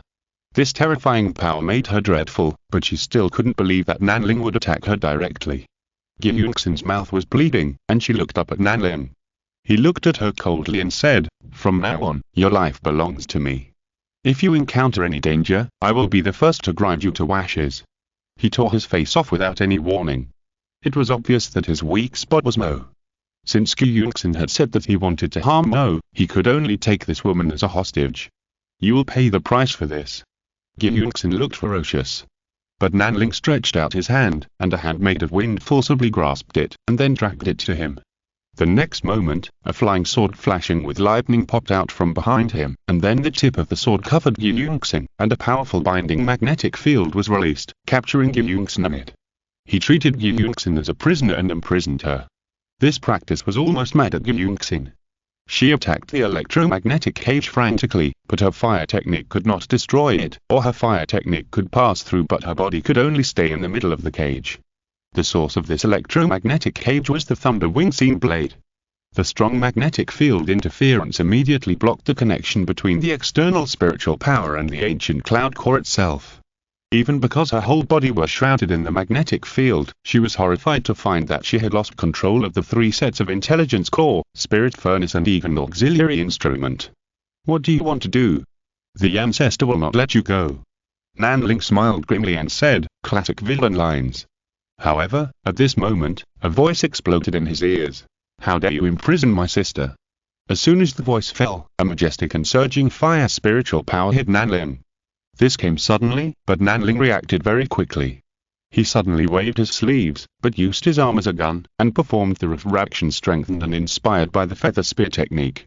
The next moment, Nanling waved his sleeve to brush away the terrifying fire spell.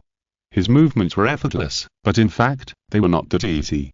At least the flames burnt his arms, and it was obvious that he was not able to completely avoid the attack of that fire spell. He waved his arms cleanly, and the burning flames went out. Then he turned his palm, and a long spear magic weapon shot out from his palm.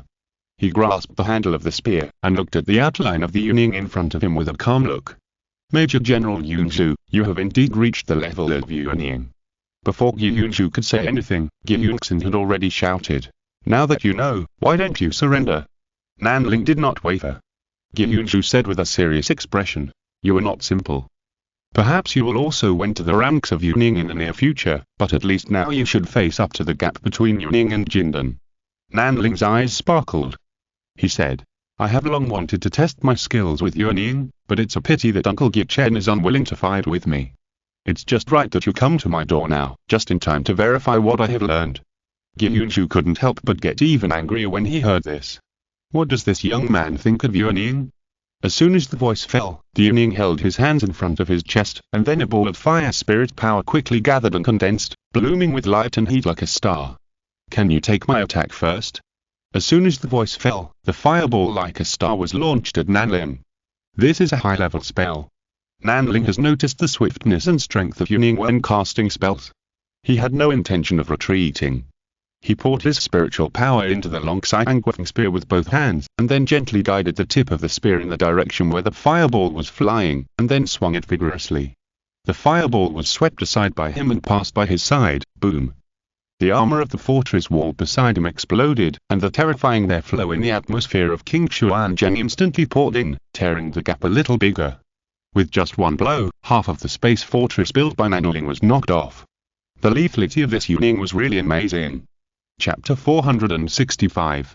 Battle against Yuning. The terrifying storm poured in, but no one on the scene was shaken by it. The storm created a chaotic flow of particles around Gyunju. This was the phenomenon caused by the counteraction of the fire spirit power and the terrifying and violent cold storm. The nascent soul was very strong, but it would appear very fragile at certain times. At least now Gyunju had to rely on the burst of his own spirit power to resist the terrifying atmosphere of this gaseous planet. On the contrary, Gyunxin seemed quite comfortable, because Nanling's Thunder Wind Jin Blade created an extremely powerful electromagnetic field, which even resisted these strong winds. As for Nanling, his whole body suddenly became empty.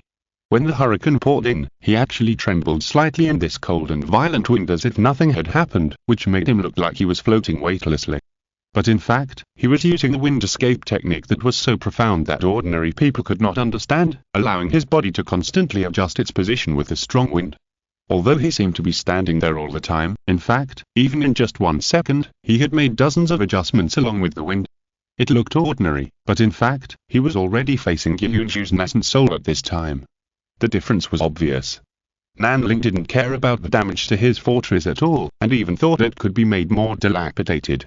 He felt extremely happy in the dense atmosphere of King Xuanzhen, and then took a step forward and thrust out with his spear. Gyunju moved instantly with a magnificent and gorgeous particle flow, bringing a very exaggerated momentum. But his powerful movement was actually to dodge Nanling's spear tip. This was ironic. But in fact, he could act lightly in the harsh atmospheric environment on the surface of this gaseous planet, which was an extremely incredible thing in itself. In the eyes of those who know the business, Nanling's performance at this time has completely beaten Gyunju. In other words, Nanling's superb escape technique has made this King Xuanzhen his home field. Under the huge home field advantage, Gyunju has been tied up. But if Gyunju wants to hide, how can Nanling, who has the home field advantage, let him go? He snorted coldly, and the force of his spear became extremely fierce, like a violent storm, and he swung it at Gyunju. Even the tip of his spear caused a lot of fire shadows under the high-speed friction. The wind was burning. Nanling laughed ha-ha at this, and felt even more refreshed. Then he demonstrated all the spear techniques he had learned one by one, in the most fierce way. Gyunju was completely unable to resist, and was undoubtedly at a disadvantage. It was almost impossible to see a Jin and suppress Yuning. After all, when it comes to Yuning, it is almost another life. Gyunxin next to him was stunned, but soon she had to worry about what to do. The breath on her body was already very unstable.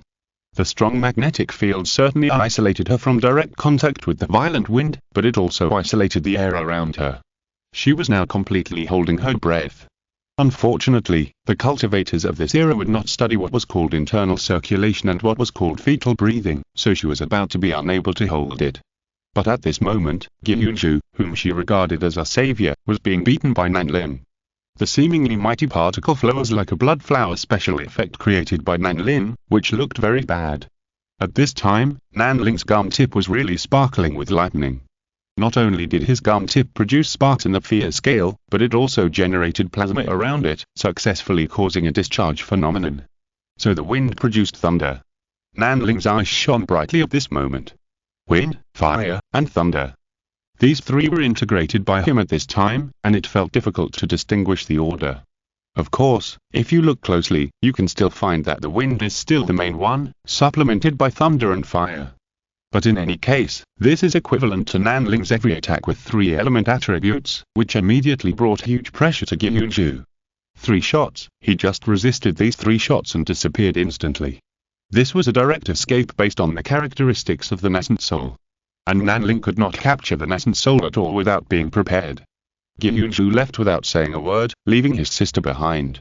Nanling walked over slowly with some boredom, and seeing that the woman had turned pale from holding back her breath, she waved her hand. The next moment, the big hole behind her was pinched together by a great force like a bun. The terrifying gale died down. The continuously running life support system soon filled the place with air suitable for humans. Gyunxin breathed in relief, but she did not feel like she had survived a disaster, but instead felt a creepy fear.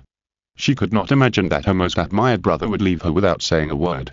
Although this departure was indeed equivalent to saving her life, Gyunju's failure still left an indelible mark in her heart. Look at Nanling again.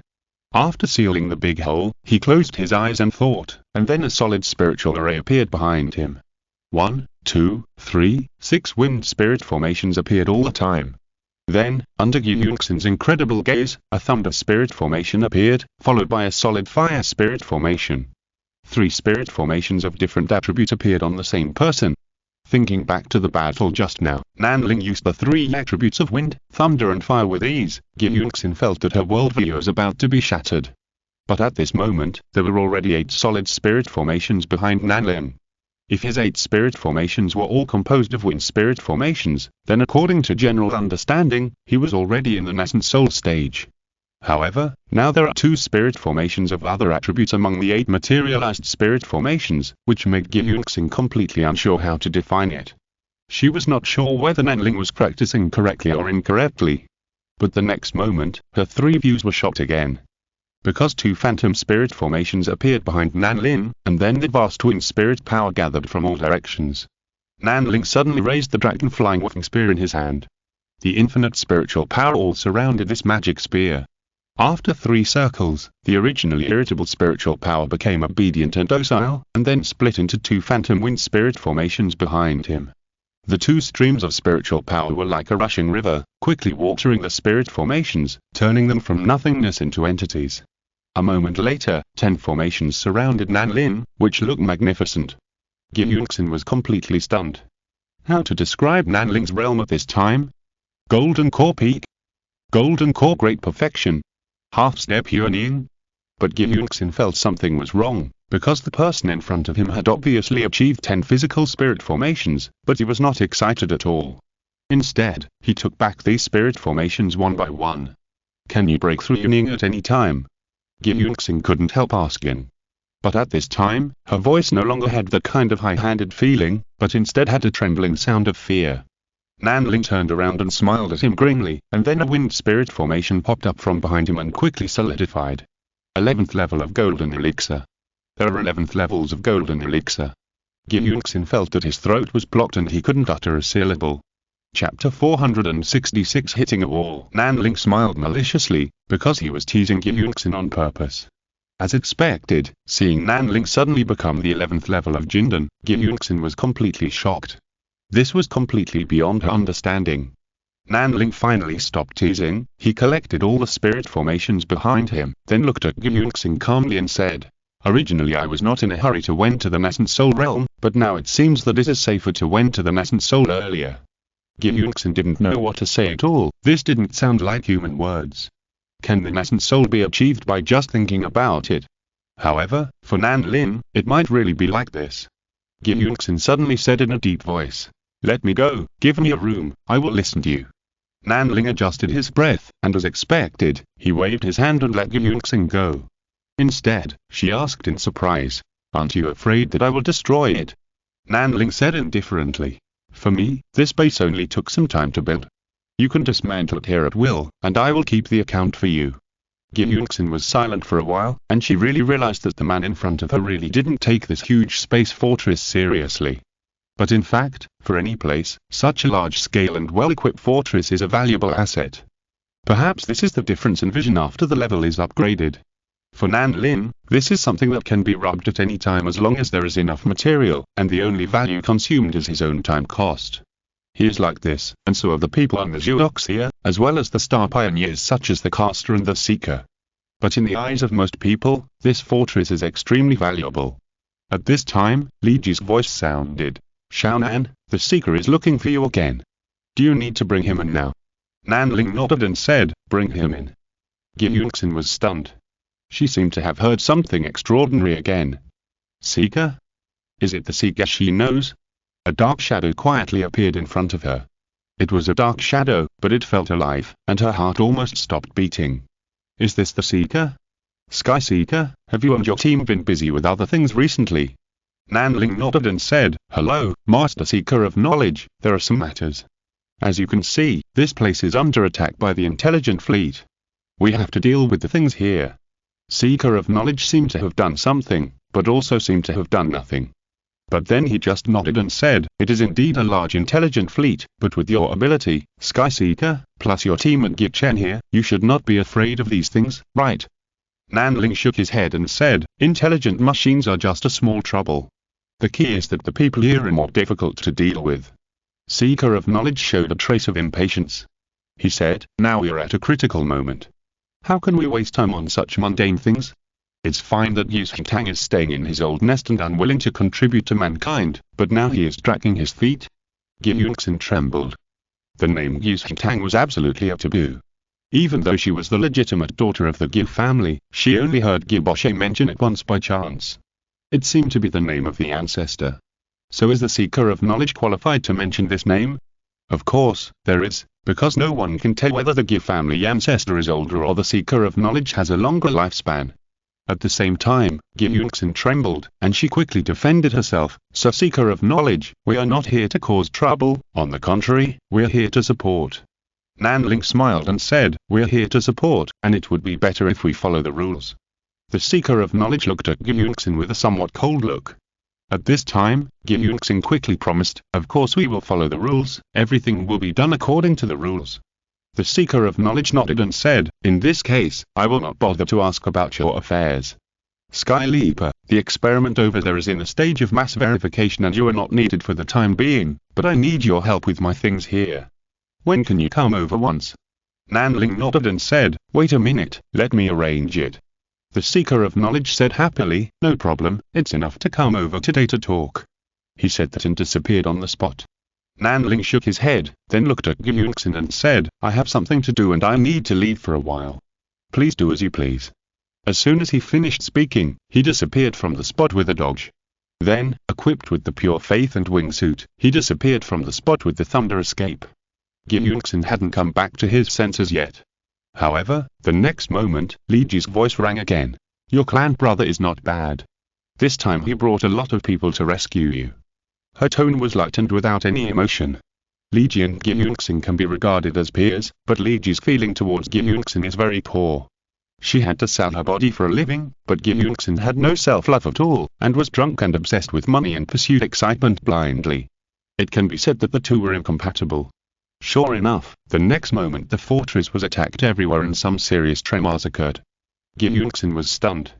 She hurriedly contacted her brother frantically, no, stop attacking, I'm fine, don't be his enemy anymore. She kept sending messages, but the vibration outside was getting more and more intense. Or it was too late to stop it. The next moment, Gyunju's body once again tore open the shell of the space fortress and rushed in. He was surrounded by flames, and he looked like he was ready for a big fight. But Gyunxin immediately stepped forward to stop him and said, enough, brother Yunju, enough. Gyunju was stunned. Around him, the 8 Jindan level masters stopped and gathered around him in surprise. There was no doubt that he was preparing to use elite troops to launch a surprise attack to rescue Gyunxin.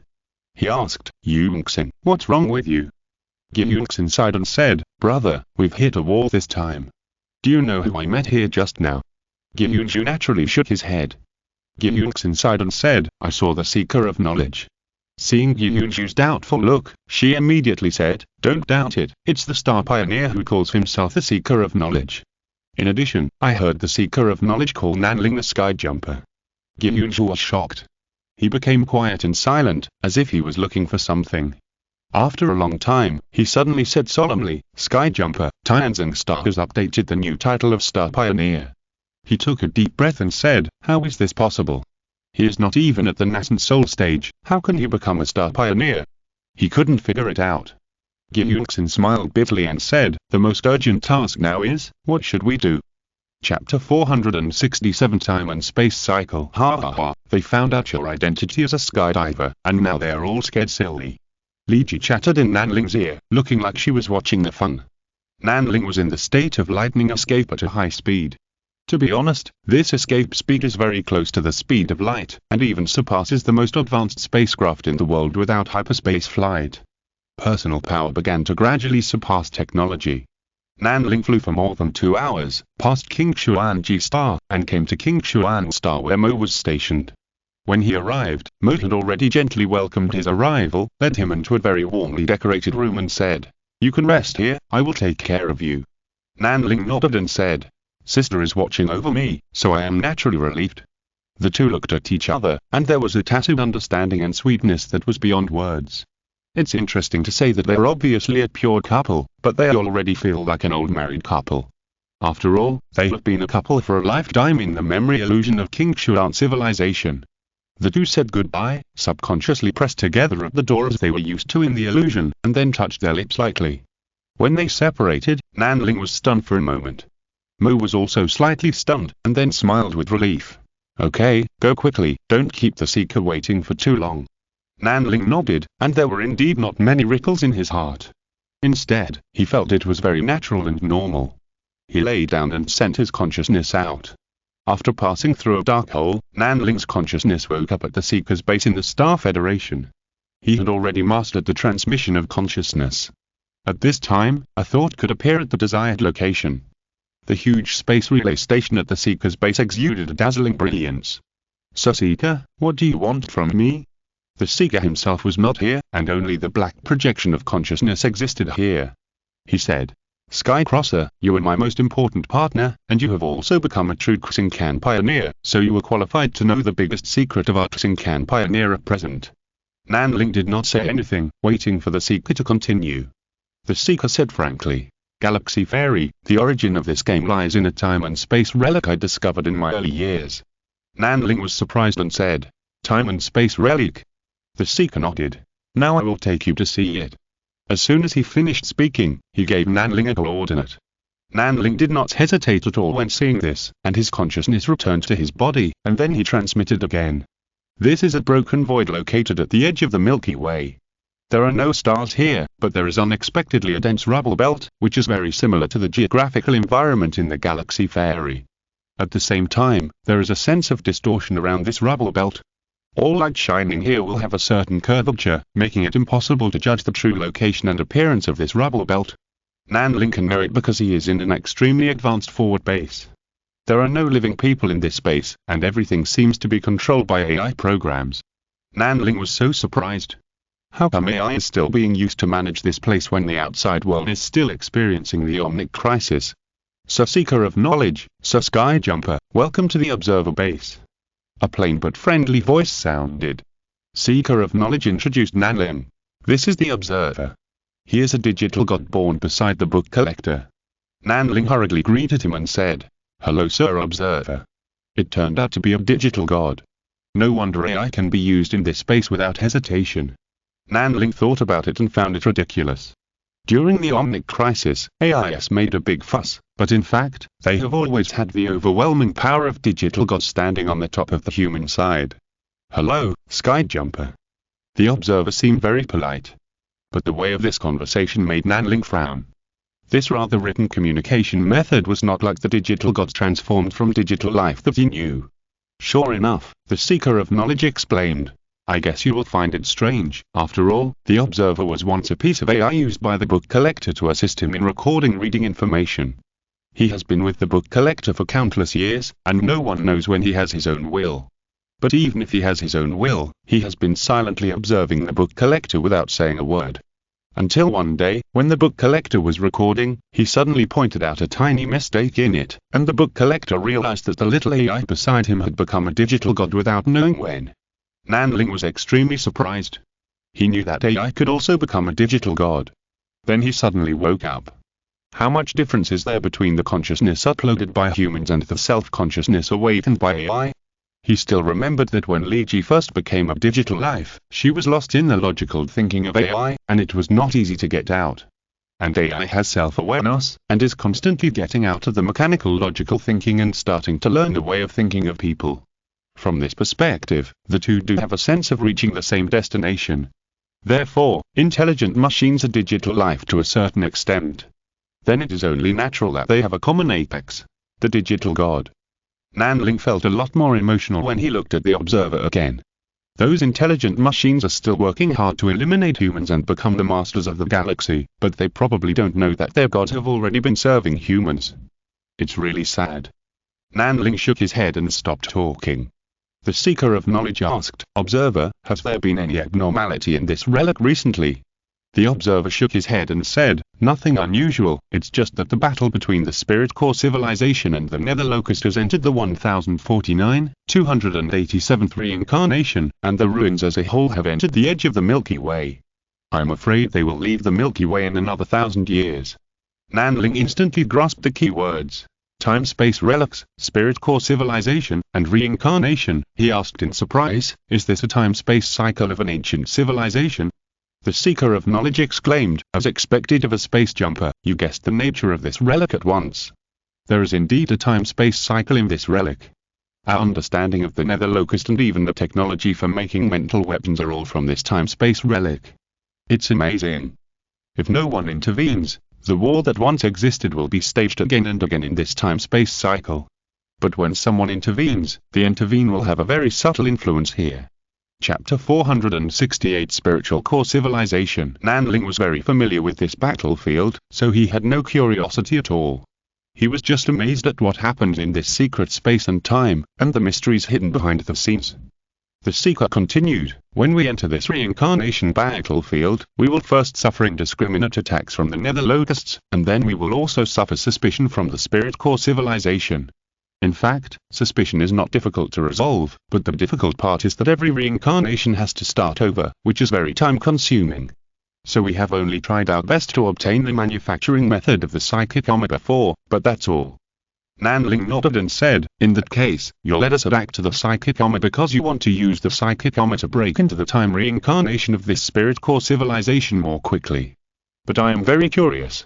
The manufacturing method of the psychicometer is fine, which is knowledge, but how did you bring out the Nether Locust individuals?" The seeker said, "We can naturally get out of it after a reincarnation ends.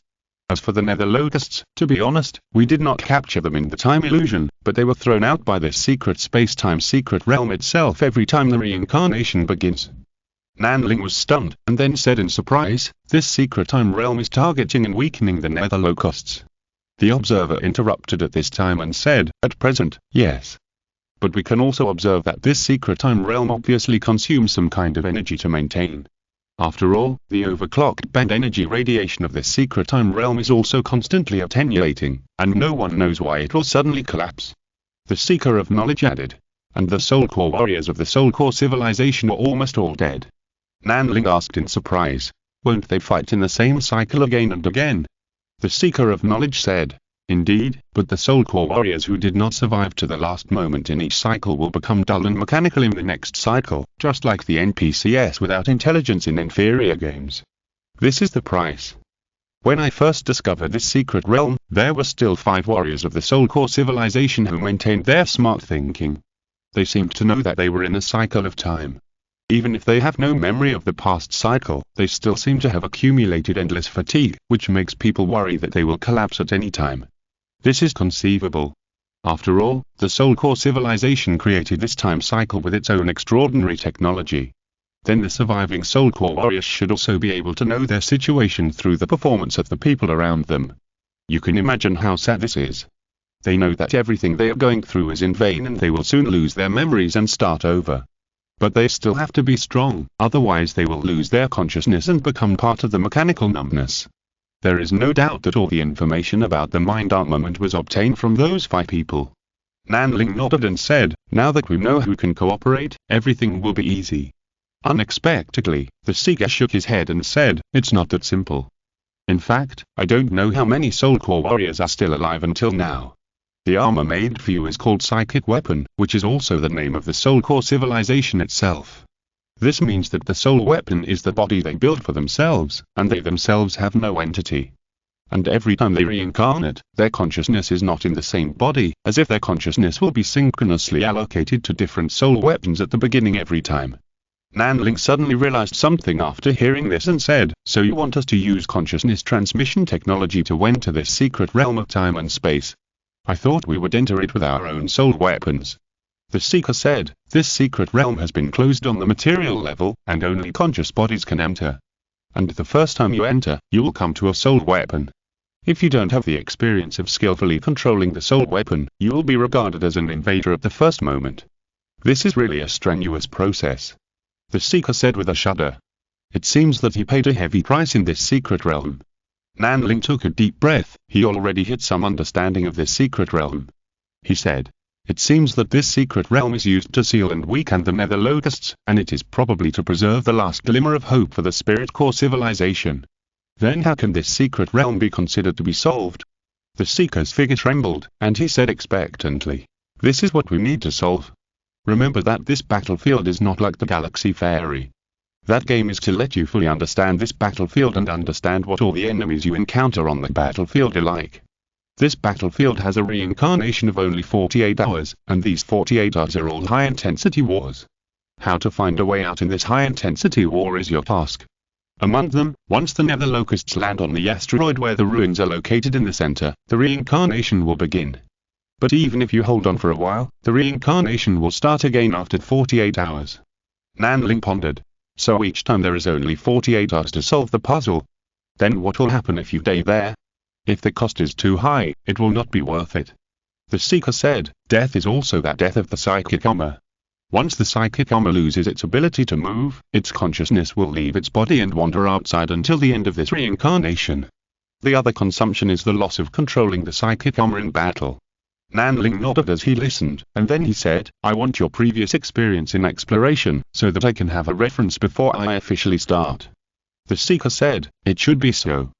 As soon as he finished speaking, the observer over there had already shown him all the content of the previous exploration of the secret realm of time.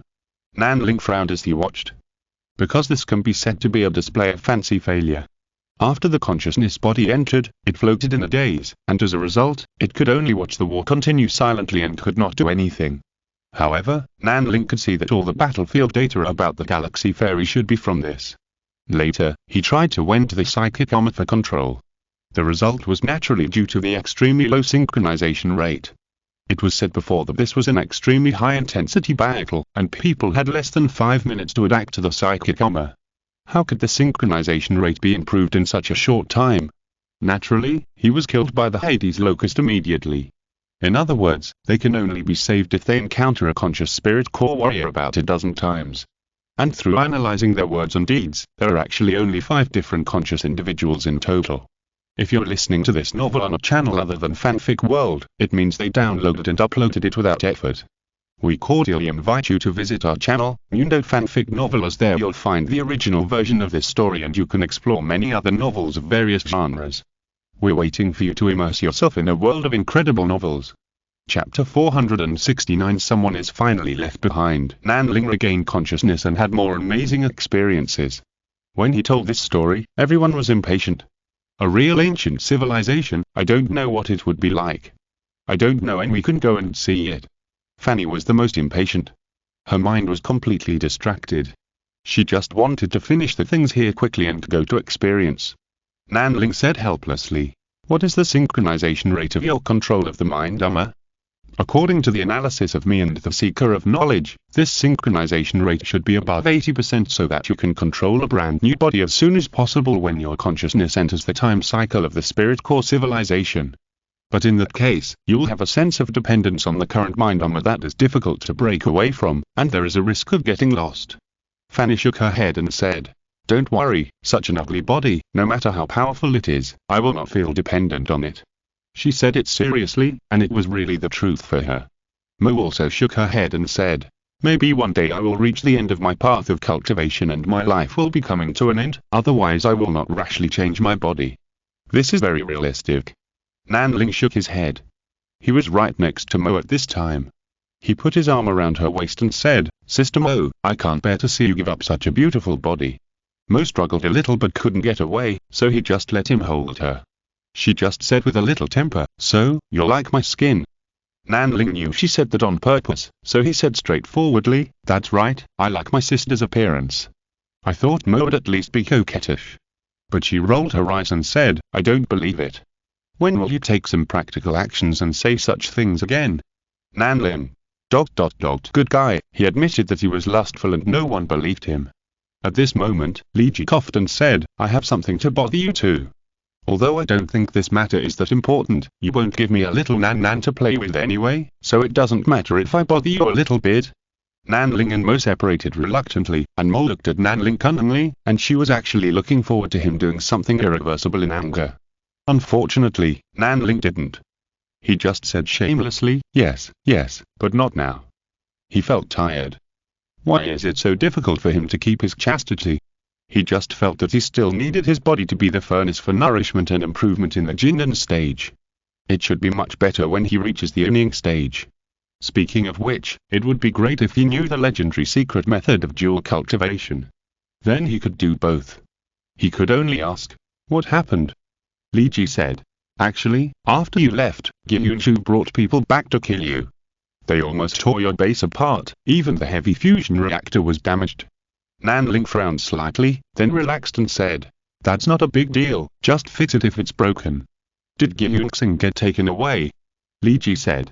"She didn't leave, and even stayed with Gyunju." Nanling asked curiously, "Why did they stay?"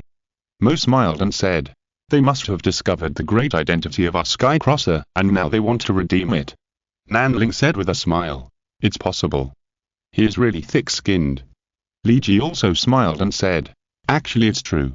But the reason they stayed was that they wanted to wait for you to come back to discuss the leasing of this base."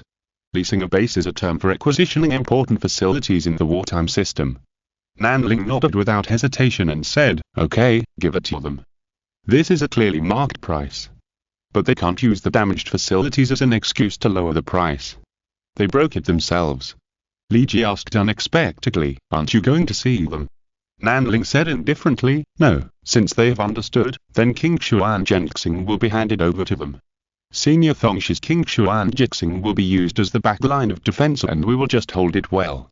Oh, we can't relax our vigilance on these lines of defense. After all, if the major planets in the King Xuan galaxy revolve away, there is a high probability that the most important King Xuan will be exposed. The galaxy defense system cannot be perfected in just over 10 days, so Nanling's next design is to continuously fill the orbits of the major planets in the King Xuan galaxy with defensive fortifications, just like every game of Galaxy Fairy." Mo thought for a while, and then said to Nanling, "Then I'll leave this to you. We will adapt to the mental armament to improve the synchronization rate. We can't keep you waiting for too long." Fanny also responded quickly. Unexpectedly, Thongxia said, "I'd rather not go. King Xuan is my line of defense. I'm going to stay and prepare to assist Nanling in the garrison." Fanny said unexpectedly, "How can you train your synchronization rate if you don't go?" Thongxia sighed, "I feel that kind of thing is no longer something I can participate in. Although I am particularly good at something, my talent is limited and I can't keep up with you, Miss and Nanling. I think I can just do something within my ability for everyone." He was a little disappointed, but his expression was very calm. Nanling always remembered to support him and let and push him to a higher level. But he felt more and more tired, and felt that he was always catching up, but the gap between him and everyone was still widening. This was a very desperate thing. He worked very hard and was even called a genius, but he was fallen behind in this team. He had no resentment towards others, and was even grateful. After all, in this team, everyone would remember him for any good thing, but he was just not doing his best.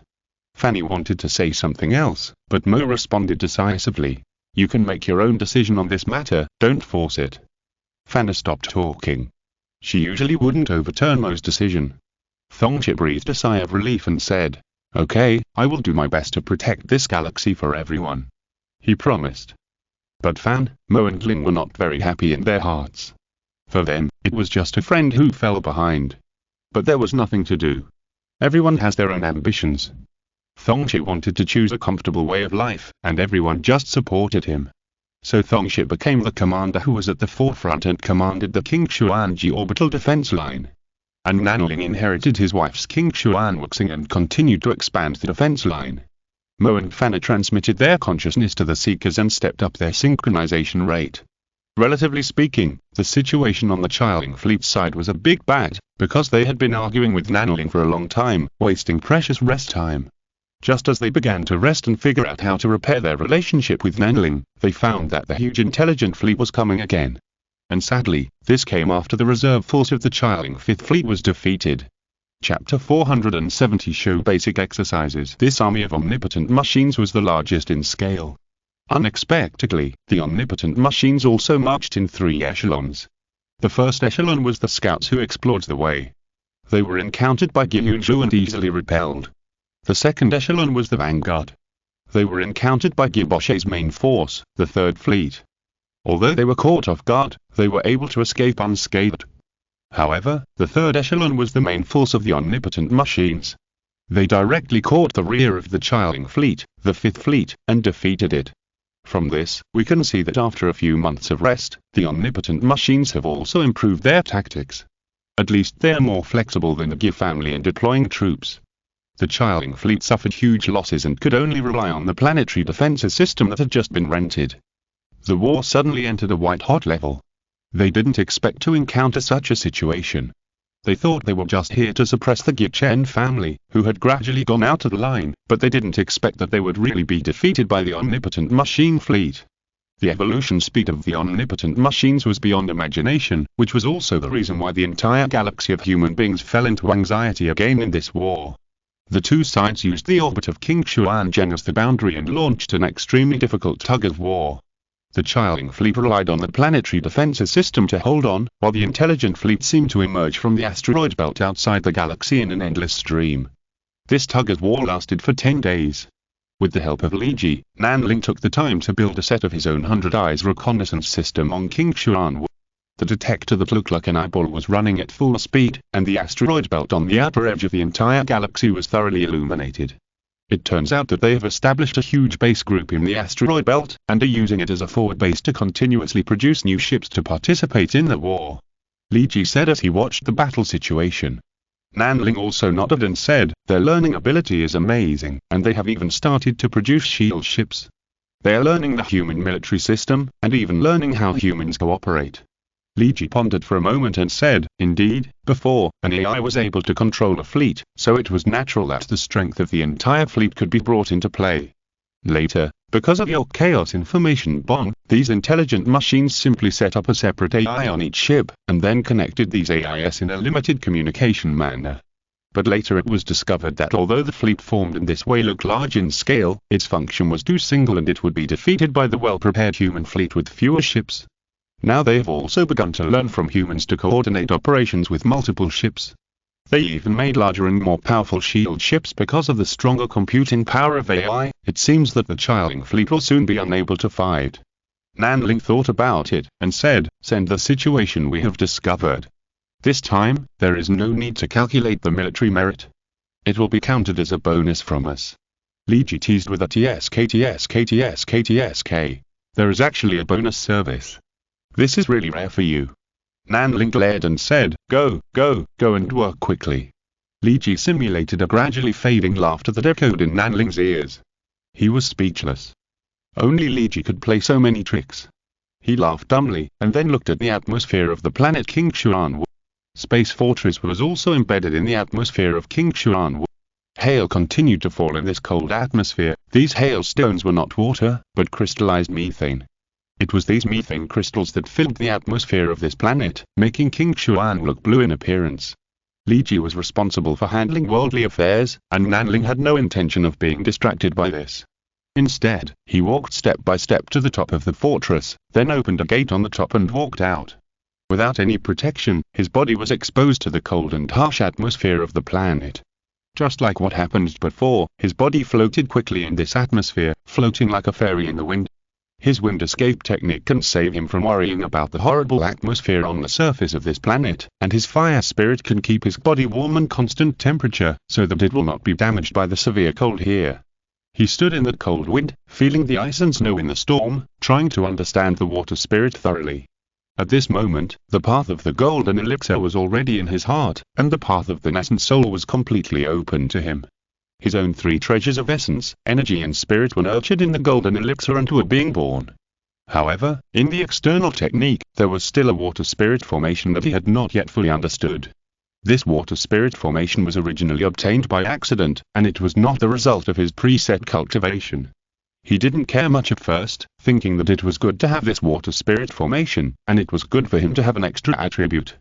But now it has become a subtle obstacle for him to go further. Because his understanding of the water spirit power has never been so profound, it makes him quite troubled. He now has one layer of wind spirit array and one layer of water spirit array left, which is perfect. The wind spirit array is easy to complete at any time, but the water spirit array is a bit worrying. It's also his own pretentiousness. His current understanding of that concept of water is not bad, but it is much worse than thunder and fire. He used wind to knead thunder and fire together, which can be said to be a thorough understanding. In comparison, the water was dropped alone, which seemed a bit bad. In fact, he was just being pretentious and too serious about his own practice. Otherwise, what would happen if he ignored the water line? Anyway, the spirit array is a physical function for him, not a fundamental one. It's a pity that he thought he could gain something from the atmosphere of the planet King Shuang, but it was a little short after all. The ice crystals in the storm here did touch him a lot, and he even thought that these ices could be ignited, which was simply the natural water and fire compatible. It's just that he has never been able to integrate and understand it, and his perception in this regard is always a little short. But in any case, this does not seem to affect his solidification of the spirit array. After all, this is a realm of magic, and has nothing to do with the drama in his mind. The next moment, 13 spirit formations appeared behind him at the same time, and 2 of the floating spirit formations quickly filled up, showing signs of being completely solidified. At this moment, he heard Li Ji's voice. Master Gichen's communication, he brought Giboshe to find you. It seems that Giboshe went back to Master Gichen and wanted to use his relationship to have a good chat with you, the Star Pioneer. Nanling nodded and said, Uncle Yu's face cannot be ignored, so let him in. He was very casual. Even if he was breaking through the realm, it did not prevent him from communicating with others. It's just refining the spirit formation, it's not like he is enlightened and can't be disturbed. Chapter 471 Operation Gichen really didn't expect that he just gave a face to the elders of the same clan, but Nanling gave him such a cruel thing. It's okay for the physical body to appear in the atmosphere of the gas planet. Some great people can do this, but what's the matter with the 13 spirit formations around him? And 11 of them have been solidified and the remaining 2 are still solidifying at the same time. Is this how the practice of the Jindan stage is? Uncle Yu, are you looking for me? Nanling spoke. The key is that he spoke, which made Gichen completely confused. When practicing like this, shouldn't you concentrate and not be distracted? Gichen suddenly felt a little unconfident, and he asked, Are you practicing? Nanling nodded and said, Well, let's solidify the remaining 2 spirit formations first, otherwise if the opportunity to break through the nascent soul comes, there are still 2 spirit formations left to practice, I will feel embarrassed. Gichen suddenly didn't want to talk much. Is practice so easy? Gichen, who was used to calling himself a genius, actually felt like an ordinary person in front of Nanling. Giboshe, who had been holding back a lot of words, suddenly didn't know what to say. He just watched Nanling refine and condense 2 spirit arrays of different attributes while talking in front of him. Is there anything more shocking than this? Oh, plus Nanling was on the surface of a gaseous planet with extremely harsh environment, and he had a total of 13 spirit arrays with 4 different attributes. If Giboshe didn't understand why Nanling could be on the Tianzing star list and become a Xingcan pioneer before, then now he understood. This is really qualified. At this moment, Nanling suddenly frowned and sighed. Giboshe, who had been observing Nanling, suddenly felt his heart twitch, and he couldn't help but worry.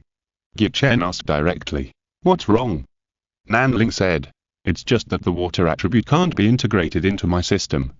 Maybe I can spend more time to comprehend it, but that will waste another 2 or 3 years of my time. It's really not worth it just to add icing on the cake.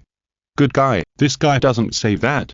Gichen also wanted to curse at this time, but he still held back and said, You have so many attributes, what impact will it have on the breakthrough of the nascent soul? Nanling said, It may be a little inconsistent, but overall the impact is not big. After all, this spirit formation is just a minor technique, and my foundation is solid and stable and will not be easily shaken. Git Chen sighed in his heart. Probably only Nanling can say that the 13 foundation building spirit formations are minor details. He said, okay, but since the impact is not big, you can consider these issues after you reach the nascent soul stage. Maybe when you look back at it after the nascent soul stage, you will understand it all at once. Nanling suddenly realized, and he said, that's right. I really shouldn't have been so obsessed with such trivial matters. Uncle Gyu is still amazing. He speaks from experience. Git Chen suddenly thought of something, and said with a twitch of his face, are you going to break through directly? Giboshe didn't say a word beside him. At this time, his eyes were wide open and he was so scared that he couldn't speak. Nanling shook his head and said, no, it's not time yet. After condensation, the spirit, energy and spirit will completely return to one, and it is almost certain that the equipment involved in the field of consciousness transmission will be affected. Maybe I can also travel freely in the void as a nascent soul, but I don't know how long it will take to adapt. I'm afraid it will affect some important things. Git Chen was speechless again. Good guy, this feeling is.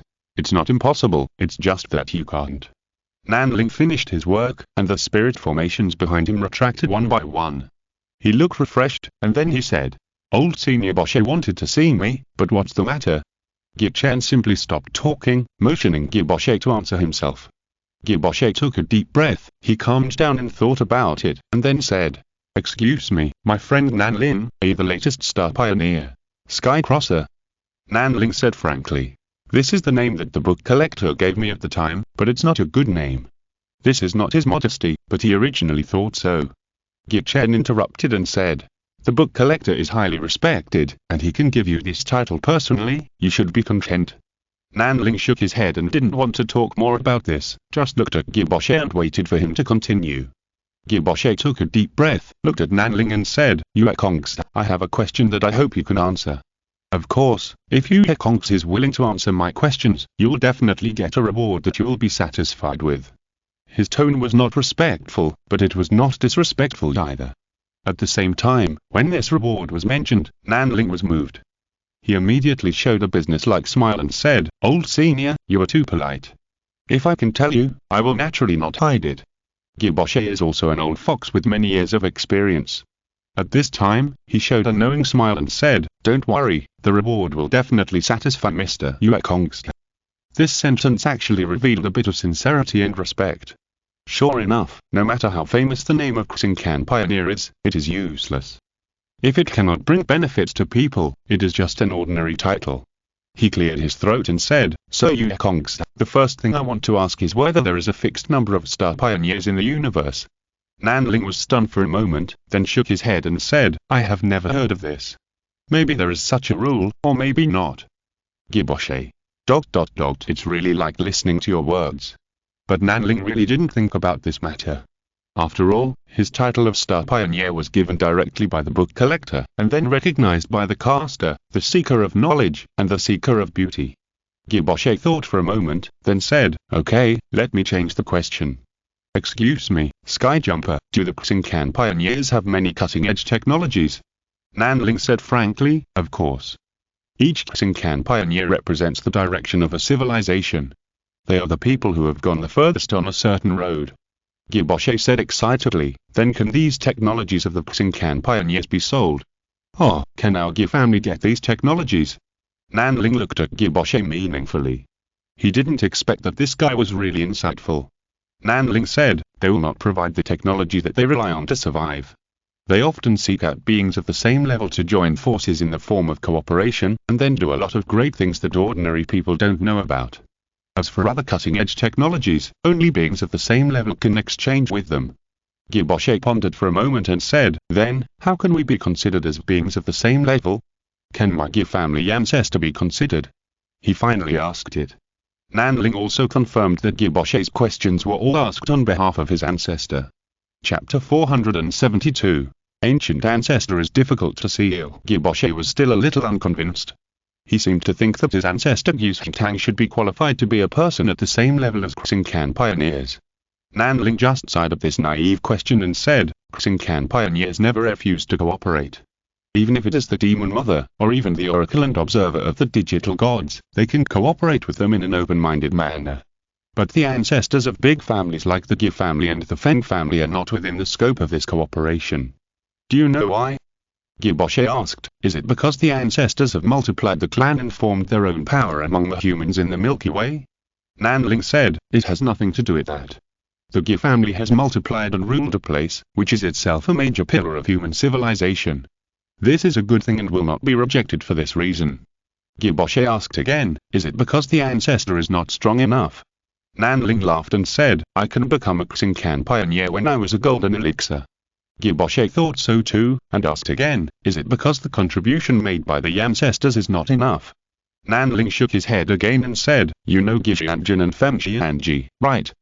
Giboshe was stunned for a moment, then nodded slowly and said, I know these two seniors. I was even there serving the immortal Lord Gijonu when he visited the ancestor. Nanling asked, what was the level of the immortal Lord at the time? Giboshe was a little embarrassed. He hesitated for a moment and said, this matter involves another senior. Please forgive me, Master Yukong. I can't answer. At this time, Gichen suddenly interrupted and said, if it involves other great masters, you can just hide it. It doesn't matter much. But this involves His Excellency Gijianjin, so you shouldn't hide it from Xionan. After all, Gijianjin is Xionan's father. Giboshe was extremely shocked when he heard this. He looked at Nanling with disbelief in his eyes. Gichen's words were still credible to him, and it was precisely because of this that he found that he had to raise his attention to Nanling. Nanling said modestly, to be honest, I'm just a gene modulator. Although he admits that I am his offspring, we don't have any real feelings. Gichen shook his head and smiled without saying anything. Nanling and Gijonu did not have any real feelings for each other, but he and Fenrouzi had a very good relationship. Believe it or not, if Nanling was really bullied, Fenrouzi would immediately come to kill her son to vent her anger. Giboshe calmed down and said, I didn't expect that Mr. Yukongs had such a connection with my Gi family. If we count the seniority, Yukongs is still my uncle. The weird seniority in the big family is here again. Anyway, if you carefully calculate Nanling's seniority, he's enough to make most of the Gi family members feel uncomfortable. Nanling just asked after hearing this. Then can you answer my previous question? Giboshe did not dare to neglect it and said quickly. Sir, at the time, the Immortal Lord came to find the ancestor. Although the Immortal Lord should be a nascent soul like me, I can obviously feel that the Immortal Lord's nascent soul is very different from mine. He is very strong, and seems to be strong on another level.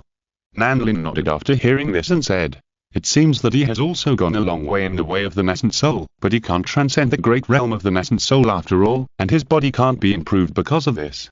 After all, he can't break through the limitation of lifespan.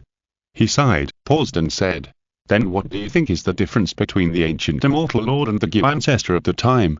Giboshe was a little embarrassed after hearing this, but after thinking about it, he said, if you ask me, the Immortal Lord gave me the feeling of worthy at being a banished immortal at the time. Even if he was worried, he still had a kind of ethereal and agile feeling. And the ancestor gave me a feeling of heaviness, the heaviness accumulated over the years of history, which made me breathless. Nanling nodded and said, that's it. The ancient immortal king obviously went further in the path of cultivation, so he could have the title of immortal, while the ancestor of the Gi family chose a path of self-satisfaction. He may be able to live forever, but he will never stop in the path of cultivation. Of course, or he can take another path, but obviously not yet, otherwise he would have been a great person equal to the Xincan pioneer. Giboshe felt a sense of sudden enlightenment when he heard this. He didn't expect that the requirements to become a Xincan pioneer or be equal to Xincan pioneer were like this. It seems very simple, but it is really too difficult to achieve. He looked at Nanling and suddenly asked, so Yukongs, which path have you reached the extreme? Nanling frowned in dissatisfaction when he heard this. Giboshe was surprised and said quickly, it's okay if it's inconvenient to say. Nanling said, it's not inconvenient, but the areas that Xincan pioneers are good at are actually in the title. Didn't you do all these things specifically for the space relay station this time? Giboshe immediately became embarrassed when he heard this. He knew that he and others' thoughts could not be hidden from others. But before, he thought that his side had the advantage and he could just crush them with strength. Unexpectedly, it was actually his side that was crushed by strength, which was embarrassing. But before Giboshe could say anything awkwardly, Nanling continued to say, actually, I don't like this title. This title makes me sound like I'm just good at space travel. Actually, what I really want to make a breakthrough in is still in the way of cultivation. Immortal? No, now that's my mother's title. Maybe I can just call myself Cultivator. This is the title I like. He casually said what he expected, but the two people on the opposite side certainly couldn't give him an answer in this regard. Gichen felt that Nanling was being Versailles, but Giboshe felt the difference. He hesitated for a moment, then said, "So you Kongs, the high spirits you showed just now were actually very similar to the immortal lord of the past. I remember that there are many similarities in our faces. You're indeed a descendant of my Gi family. This is the beginning of getting closer." Nanling waved his hand and said, "I only have 1/3 of Gi family bloodliner, but 2/3 of Feng family bloodliner. In comparison, I would rather you call me the son of Feng Xianji." Giboshe smiled bitterly when he heard this. He didn't expect there was Feng Xianji. But thinking of Nanling's extremely exaggerated talent for wind magic, he was relieved. Giboshe was quite helpless. He said, "I understand. At least I can have an explanation from the ancestor." Nanling nodded slightly, and then asked, "Compared to these, you should think about how to repel those intelligent fleets. They are all nesting in the outer circle." Giboshe was slightly stunned. He didn't expect there was such a thing. Indeed, the Yining strongman's arrogance made him not take the crisis of the intelligent machines to heart. In his opinion, he could solve this problem at any time. Giboshe nodded quickly and said, "Okay, I understand. Your Excellency, rest assured that those intelligent machines will not be a problem for you again." He took on a lot of responsibilities. Nanling also hoped that he could succeed. After all, it was not worth it for his energy to be always involved in these things. Chapter 473 War Thrust. After answering Giboshe's question, Nanling was too lazy to talk to him about these things. The battle in the Qingshuan galaxy immediately increased in intensity. When the Gi family realized that the backer behind the Qingshuan galaxy was a Xingcan pioneer, they dared not use any tricks anymore. They began to fight seriously, and even used the power of the nascent soul to raid the intelligent base in the outer asteroid belt. Surprisingly, they failed at the beginning. Even Giboshe was seriously injured. This is a weapon against spiritual power controlled by the intelligent machine, which shines brightly on this battlefield. This kind of weapon has always existed, but it is controlled by the silent fate and rarely appears in front of the world. Giboshe suffered a loss in this regard and was almost killed by a cannon. However, this kind of weapon is bulky after all, and Yining cultivators will generally not be hit if they are prepared. As for why Giboshe was hit, I can only say that it is a wonderful matching mechanism in this universe. The secret method of the Gi family, which originated from Yushan Tang, can certainly make people transcend the limit of lifespan, but it also has huge flaws. That is, he could not observe the surroundings with his divine sense. Although there are many devices that can replace divine sense in the technological age, what if the other party has a targeted method? So the Gi family's Yuanying, who lost his divine sense, was afraid to use his weapon. The battle between the two sides became fierce, and the Qiling fleet naturally began to request material support from the Qingshuan galaxy. In the past, it was a direct request from a high-ranking official, but now it was like a request. This kind of thing was planned long ago, and Nanling did not make any difficulties. Even when the other party asked for some rare materials, he gave them very happily. These materials were continuously exchanged for military merits and fell on Gichen's head. Gichen used to be the focus of Gi's development, so he was able to leave the Qiling fleet alone. But his status was given by Gi, so when the Gi family's top leaders decided to take it back, it was not difficult. But now that he is in charge of a fleet again, the Gi family's top leaders cannot easily deprive him. Because he has gathered enough military merits, this is a symbol of Gi's credibility. As for the reward for answering Giboshe's question, Nanling has not received it yet. Because now the ancient domain has gradually become a place full of beacons, the waterways from the core area to the edge are almost cut off by the intelligent fleet. After all, compared to humans, the intelligent machines can sail and fight in hyperspace, which is indeed too shameless. But no matter what, as the ancient war machine is completely turned on, the two sides still fight back and forth. The potential of human civilization has been completely forced out. Various weapons targeting intelligent machines emerge in an endless stream, especially various improvements based on chaos information bombs, which play a key role in helping humans gain a foothold on the battlefield. There are also various modifications of the 3 element series of weapons. Van Moline deliberately opened up the license for this purpose and lowered the authorized price of the 3-element series of weapons, just to support the emergence of more of these modifications. It seems that Van Moline has suffered a great loss. Not only has the exclusive patent for the Chaos Information Bomb been lost, but even the income of the 3-element series of weapons has to be reduced. But in fact, Van Moline is expanding rapidly without anyone noticing, and even completely squeezed out the business of other military companies in the same field. Even many modified versions of 3-element weapons on the market are developed by these peers. They first purchased a basic license from Van Moline, then modified it themselves, and then sold the license to others. Gradually, Van Moline's 3-element system gradually changed the underlying logic of human civilization's guns and cannons, and the 3-element system is becoming orthodox. At the same time, various black technologies are emerging in an endless stream. Some large companies that originally had a monopoly suffered heavy losses due to the direct trauma of the war, and many small companies with ideas emerged at this time. Human beings, especially those who were originally considered to have become obsolete, are no longer dispensable. The unreliability of electronic products requires humans to pay attention to every member of their own population. Although they are also risking their lives in this way, it is better than just living for the sake of living before. It's different, everything has become different. This stagnant civilization has completely come alive. Even though people died in the war every day, the spirit of the entire civilization showed an enthusiastic and upward trend. The human activity area was obviously shrinking. But it was like a compressed spring that could jump up and bounce back to the sky at any time. It was true that the intelligent machines were very powerful, but their shortcomings were also obvious. They could only develop within the established framework of human technology. They could fill more within this framework, but they could never break through this framework like humans and come up with something new. Such a world was what the great people behind the scenes expected. Although wars continued, the human race itself gradually eliminated its own contradictions and began to join hands to face the outside world in unison. The stagnant process of civilization finally began to move forward again, and every great person could gain a lot from the progress of this civilization.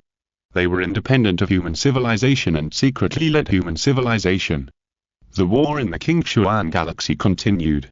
Thongqi simply cooperated with Li Ji, commanded a fleet of his own to join the war, and soon became an indispensable part of this war with his own abilities. His command ability was being further developed on the real battlefield. What about Fan, Mo, Ling and the other two? They finally started their most important task. They were about to start the exploration of the ruins of the Linghe civilization. To do this, the Zhuoxia had to go to Tianzing Star once.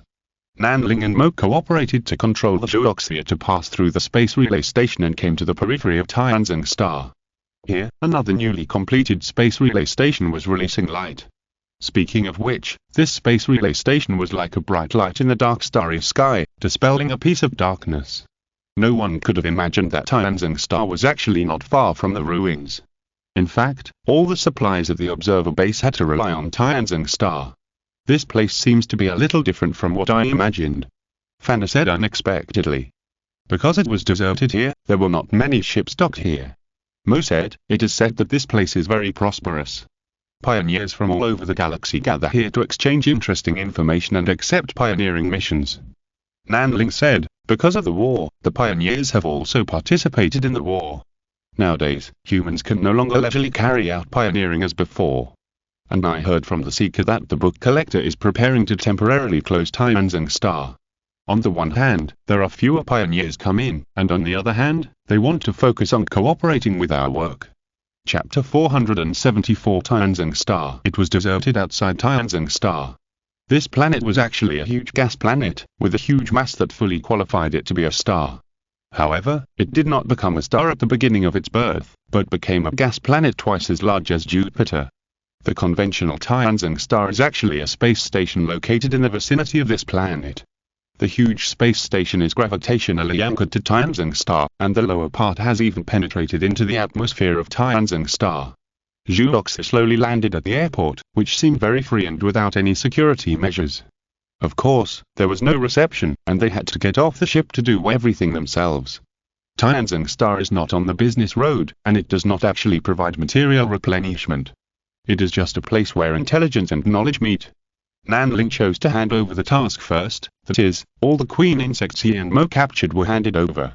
They received some Tianzing star-specific transaction quotas as rewards, and these transaction quotas can be used to buy various precious technological items or spiritual materials and technologies in Tianzing Bank, but Nanling no longer cares about these things, and can only say that it is better than nothing. They followed the guidance of the guidance system here and came to the most spacious building. This is the residence of the book collector, and it is also the largest and most comprehensive library and database in the entire human civilization. Nanling met the book collector here. Surprisingly, he saw a doll. Or just an ordinary prosthesis. The great book collector actually exists in the form of digital life or digital god. The doll smiled and asked, "Are you surprised by my form of existence?" Nanling nodded and said, "I think it will be more magical." The book collector smiled and said, "But in my era, this is the most magical form of existence." Nanling was stunned when he heard it, and then realized something. He asked, "The earliest digital life?" The book collector said, "Because what I like most is to collect the essence of civilization, this form of existence is the most convenient." Nanling was quite moved when he heard it. For an existence like the book collector, perhaps it is no longer important what form life exists in. He can be any kind of life. The most intuitive thing is, can't he use the spiritual weapons cultivated now? That is also a body that can exist for a long time. But the book collector only showed himself in the form of such an ancient doll, which showed that he didn't care what his body looked like. Nanling said with emotion, "You are worthy at being the book collector, but I have some questions," the book collector said gently. "Go ahead." Nanling said, "I want to know how to become a digital god from a digital life." The book collector laughed when he heard it. He said, "To be honest, I don't know much about this kind of thing, because when I looked up from this vast database, I found that I had been regarded as a god. I am familiar with everything about human civilization, I know the life trajectory of everyone, and sometimes I even simulate brainwaves to transmit some interesting things to people in their dreams while they're asleep. All of this makes me feel very good and happy, and then they all worship me as a god." Nanling listened and pondered for a moment, then said, "It seems that you have completely broken away from the most basic desires of the body, and have also transcended the pleasures of ordinary life, and have some higher level pleasures." He suddenly thought, could the upgrade of digital life lie in this kind of high-level interest? He said, "I understand." The book collector said, "Do you understand?" "That's good." He responded with a smile like a happy old man, and then said, "I have seen the individual locusts you sent, and they are quite interesting. It seems that another king worm will be born in this galaxy." Nanling was surprised and asked, "Your Excellency, are you referring to the locust king worm that escaped from Chinyuan 06? Although its genes have been optimized by humans and many restrictions have been opened, it is not that easy, right?" The book collector said, "At least in my opinion, this queen worm is actually a weakened version of the king worm, and the mutated king worm has begun to build its own ruling structure. Once it has completed the upgrade, perhaps these queen worms will be the future king worms." Nanling was also shocked when he heard it. He said speechlessly, "Then it seems that I have to look for this king worm seriously to prevent it from causing trouble." The book collector said, "No need. It is indeed too monotonous to have only humans and intelligent machines at this time. It would be just right if there could be another locust force." Nanling was extremely stunned. Is this going to be a Star Three Kingdoms? This book collector is really ambitious. One intelligent machine has already made humans anxious, and now there are locusts. Nanling asked, "Sir, do you think that the potential of mankind has not been stimulated yet?" The book collector replied, "I just think that the triangle is the most stable, which is better than just two parties fighting endlessly. With three forces, there is a possibility of easing the conflict and taking a break." Nanling said speechlessly, "But it will also make the conflict possible to continue indefinitely, right?" The book collector said, "The total amount of matter and living space in the Milky Way is completely sufficient, but if there are no enemies, it will soon be insufficient." Nanling had a great understanding after hearing this, and he said, "Maybe you were right.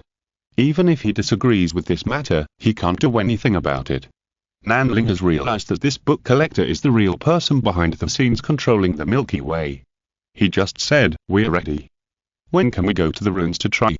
The book collector was very happy to hear this. He said, "Anytime." Nanling asked, "Tell us the coordinates, and we can directly transmit our consciousness there." The book collector was a little surprised.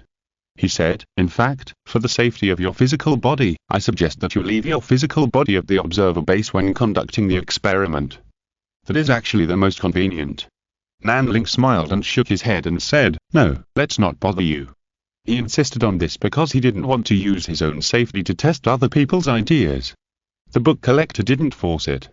In the end, Nanling reunited with the Zhuoxia, and then directly opened the Thunder Escape across the space and came to the distant Yu. In the survivor base of Yu, Nanling did nothing, just passed by the periphery of the base. It seemed that he had taken nothing away, but in fact he had taken away a digital life. Jiu. He boarded the Zhuoxia and replaced Li Ji as the auxiliary controller of the ship. Nanling smiled and said, "Sister Li Ji needs to take care of some other things, so I need you to help me steer the ship. Our safety will be handed over to you." Jiu immediately projected the appearance of a young man, saluted in front of Nanling and said, "Don't worry, Mr. Nan, Jiu guarantees to complete the task." He was quite disappointed that he didn't see the figure he admired. In fact, if it weren't for the fact that the defense system of the Qingshuan galaxy must be operated by Li Ji, Nanling didn't want to pull Jiu out at this time. But anyway, Jiu is still needed at this time.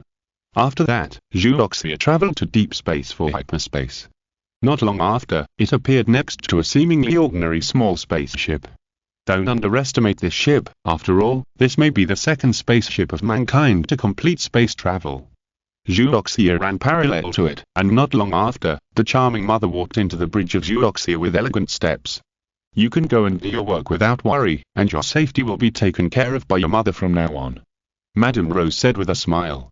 Nanling was quite calm, as was Mo, but Fanny was a little embarrassed. She almost called her grandma just now. Chapter 475. First entering the secret realm, the consciousness of Fan Moling and the other two descended into the secret realm of time.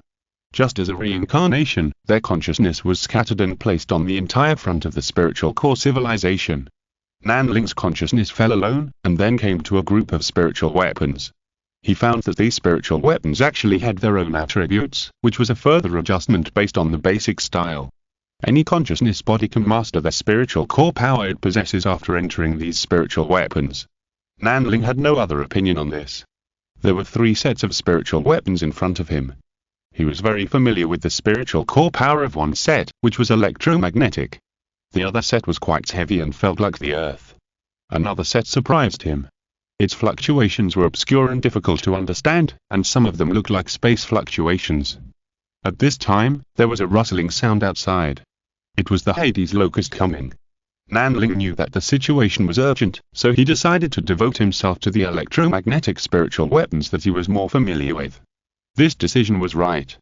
Because of his familiarity with electromagnetic force, he even mastered the power of the spirit core in this body first, and then began to adapt to the body itself. 30%, 40%, the synchronization rate continued to rise, and he could barely move. At this time, the entrance of the cave where the 3 mental amoras were located had appeared in the dark locusts. The other 2 mental amoras beside Nanling moved on their own, as if they had consciousness. But Nanling did not feel any other consciousness, that is, the star spirit armor that moved on the gauge moved on its own, something like AI was playing a role. At this time, dozens of dark locusts rushed into the cave. The 2 mental amoras stood up and fought with them.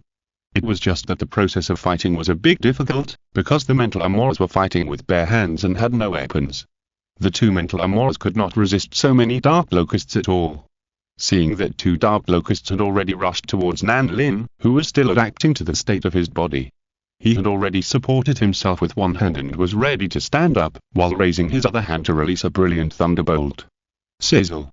Lightning flashed between the locusts in an instant, and the arc jumped back and forth between different locusts. Then all the locusts that rushed into the cave were killed. Strong, too strong. The power of the soul core in this body is very surging, and it has obviously been specially modulated. It seems that in terms of the manufacture of mind weapons, the skills of the genuine soul core civilization are obviously better. Nanling clenched his fists, and then stood up a little awkwardly. 50% synchronization rate is just enough at this time. Nanling walked out of the cave step by step. His movements were still coordinated, but his body reaction was not that fast. The 2 soul weapons beside him followed him silently. This was a bit surprising to him, because he found that he and the 2 soul core weapons were partially connected by signal, and the other party's signal was completely obedient to his. Why is this so? Is it because he has self-awareness? No, it's not, because these changes did not happen when he first entered this body. Even when he was able to control his own soul core power to release chain lightning, it was not the case. It was only after he had eliminated all the nether locusts in the cave that these spirit core warriors began to obey him. It was obvious that these spirit core warriors obeyed his record. This was quite interesting. Nanling rushed out of the cave and saw that he was on a huge planet. The sky of the planet was thick and dim, and countless fireballs fell from the sky, bringing the invasion of nether locusts. Unexpectedly, what he saw here was a complete planet. He thought it would be an asteroid belt like in the game. At this time, the nether locusts had already pounced on him again. For these nether locusts that were so familiar to him, Nanling knew their limits too well. Even his lightning was released completely at their limit, trying to achieve the maximum killing with the least loss. The lightning roared, completely illuminating the dim sky on the surface of the planet. Nanling continued to release lightning, and was also quickly familiar with his body. At this time, spirit core warriors continued to appear from all directions, and then were submerged by the surging insect tide. Perhaps Nanling's lightning has become the brightest spot on the battlefield, but it still cannot cover up the reality that the entire battlefield is rapidly collapsing.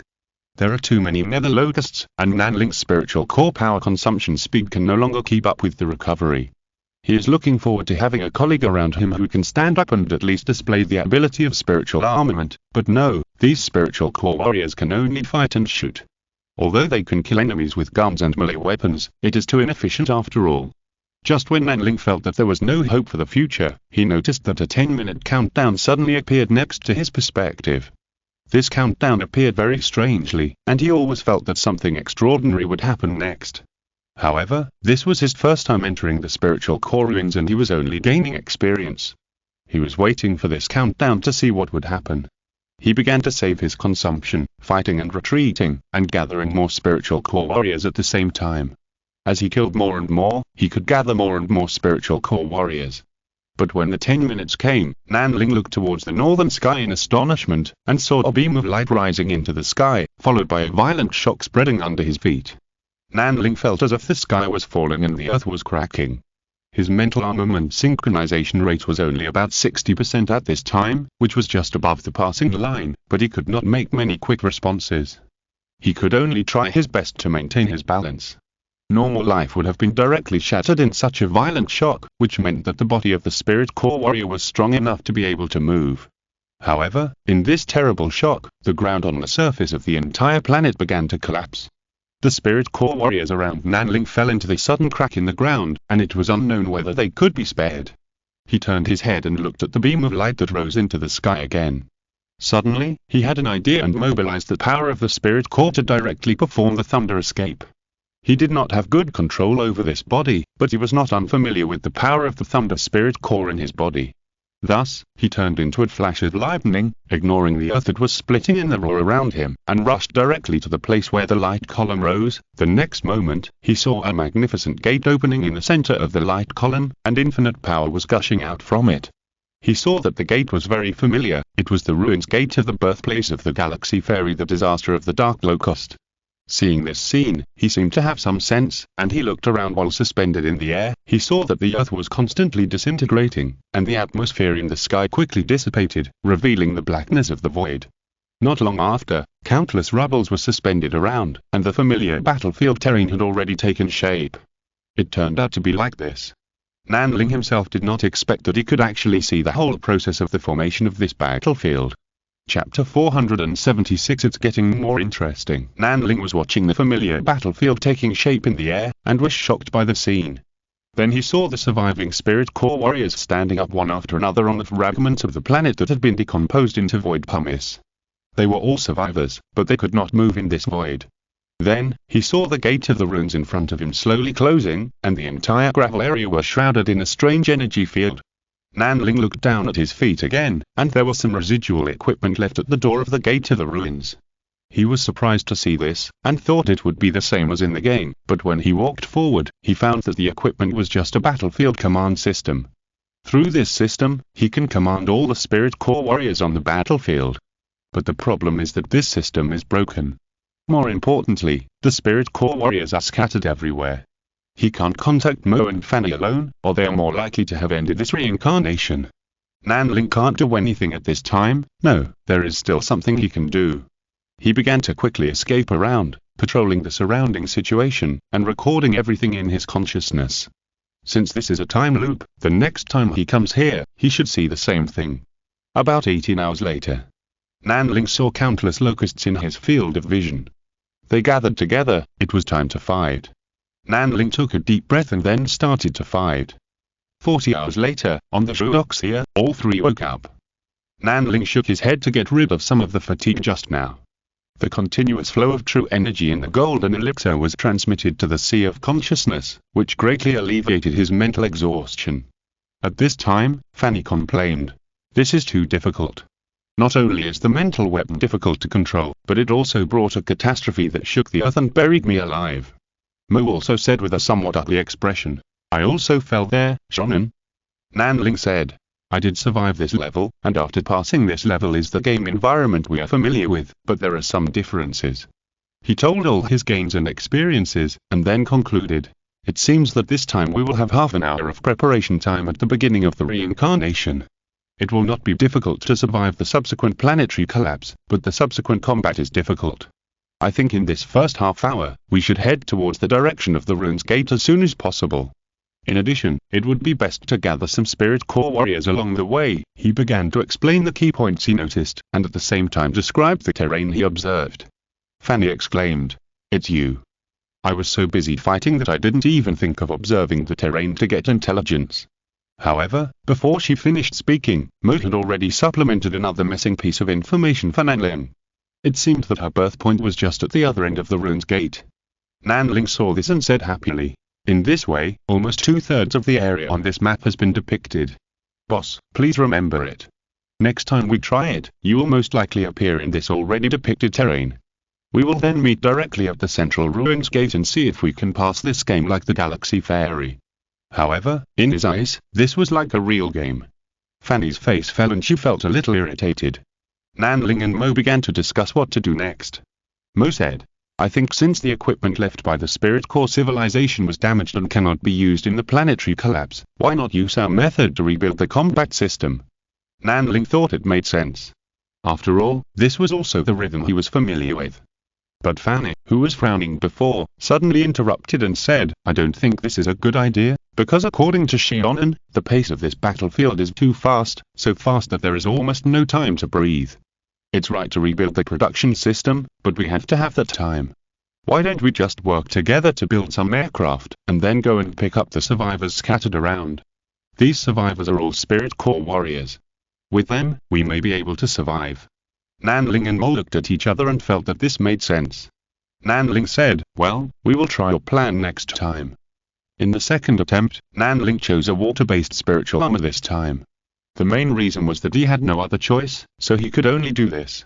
Fortunately, as long as he could mobilize the power of the Spirit Core, his lethality would not be bad. This time, he appeared in the midst of the fight and hurried to the gate of the central ruins. However, because he kept gathering Spirit Core warriors along the way, his team became larger and larger, and he was unable to get to the place in time. In the end, he had no choice but to use water escape to go to the place where the light column rose. When he arrived, he found that someone had already arrived. Although it was a strange psychic weapon, Nanling recognized the person as soon as he saw the other person standing there. "Sister Mo, it's me." Mo nodded and said, "I know, but it seems that Fanny failed again this time." Nanling didn't care. He just looked at Mo and said, "You can actually choose electromagnetic psychic weapon directly this time? What good luck." Mo also nodded and said, "But I also saw some amazing pictures." Nanling asked, "What is that?" Mo said, "What I saw was the back figure going away in the door when this door just opened." Nanling was very surprised, but the next moment he shook his head and said, "We will exchange this information after we go out. Now we will act according to the plan." Mo nodded. This time, the husband and wife cooperation is indeed much stronger, but it is a pity that Nanling's psychic weapon is water-based and cannot be linked with Mo's electromagnetic force for production. They could only rescue as many survivors as possible in the starry sky before the Nether Locust Swarm came again, and then fight against the Nether Locust Swarm in 18 hours. However, in the end, they still woke up together on the Zhuoxia after 42 hours. What bad luck, we didn't get any random mental weapons. Fanny was the first to complain. Mo frowned and said, "This won't work." Unless we can randomly get the wind, fire, and lightning spiritual weapons that suit our attributes, it is impossible to rely on those spiritual core warriors. Nanling frowned and nodded, then said, I think the root of the problem may be that there are no spiritual core warriors with real consciousness in this cycle. Mo asked in surprise, how did you judge? Nanling said, after all, from the information given by the Seeker, they were able to persist for a full 48 hours, and at the time they had almost no influence on the battlefield. In other words, at the time, relying on the autonomous combat of the spiritual core warriors, they were able to persist for a full 48 hours. Mo nodded slowly and said, you're right. So the key to solving our current problem is the damaged battlefield command device next to the gate to the ruins. Perhaps the real spiritual core warriors know how to repair it, so it can play its role. Nanling agreed with this, and he remembered something and said, Sister Mo, now you can tell me, what did you see when you rushed to the gate to the ruins? Mo said, that was the backs of some people going away. I suspect that the spirit core civilization has not been extinct, but has transferred most of its population through some means, and the remaining ones are warriors who are fighting against the Dark Locusts to delay time. Nanling agreed with this conjecture and said, if that's the case, then next time we will try to go to the ruins regardless of anything, maybe we will find more. Try a few more times, and we will be able to piece together the whole picture. The other two nodded heavily. This expedition seemed to be more and more interesting to them. Chapter 477 Opportunity to go out. The third attempt failed as expected, but at least some useful points were summarized. The fourth time, Nanling simply didn't think about gathering people in the early stage, and just randomly chose a set of mental armor and flew to the central ruins gate.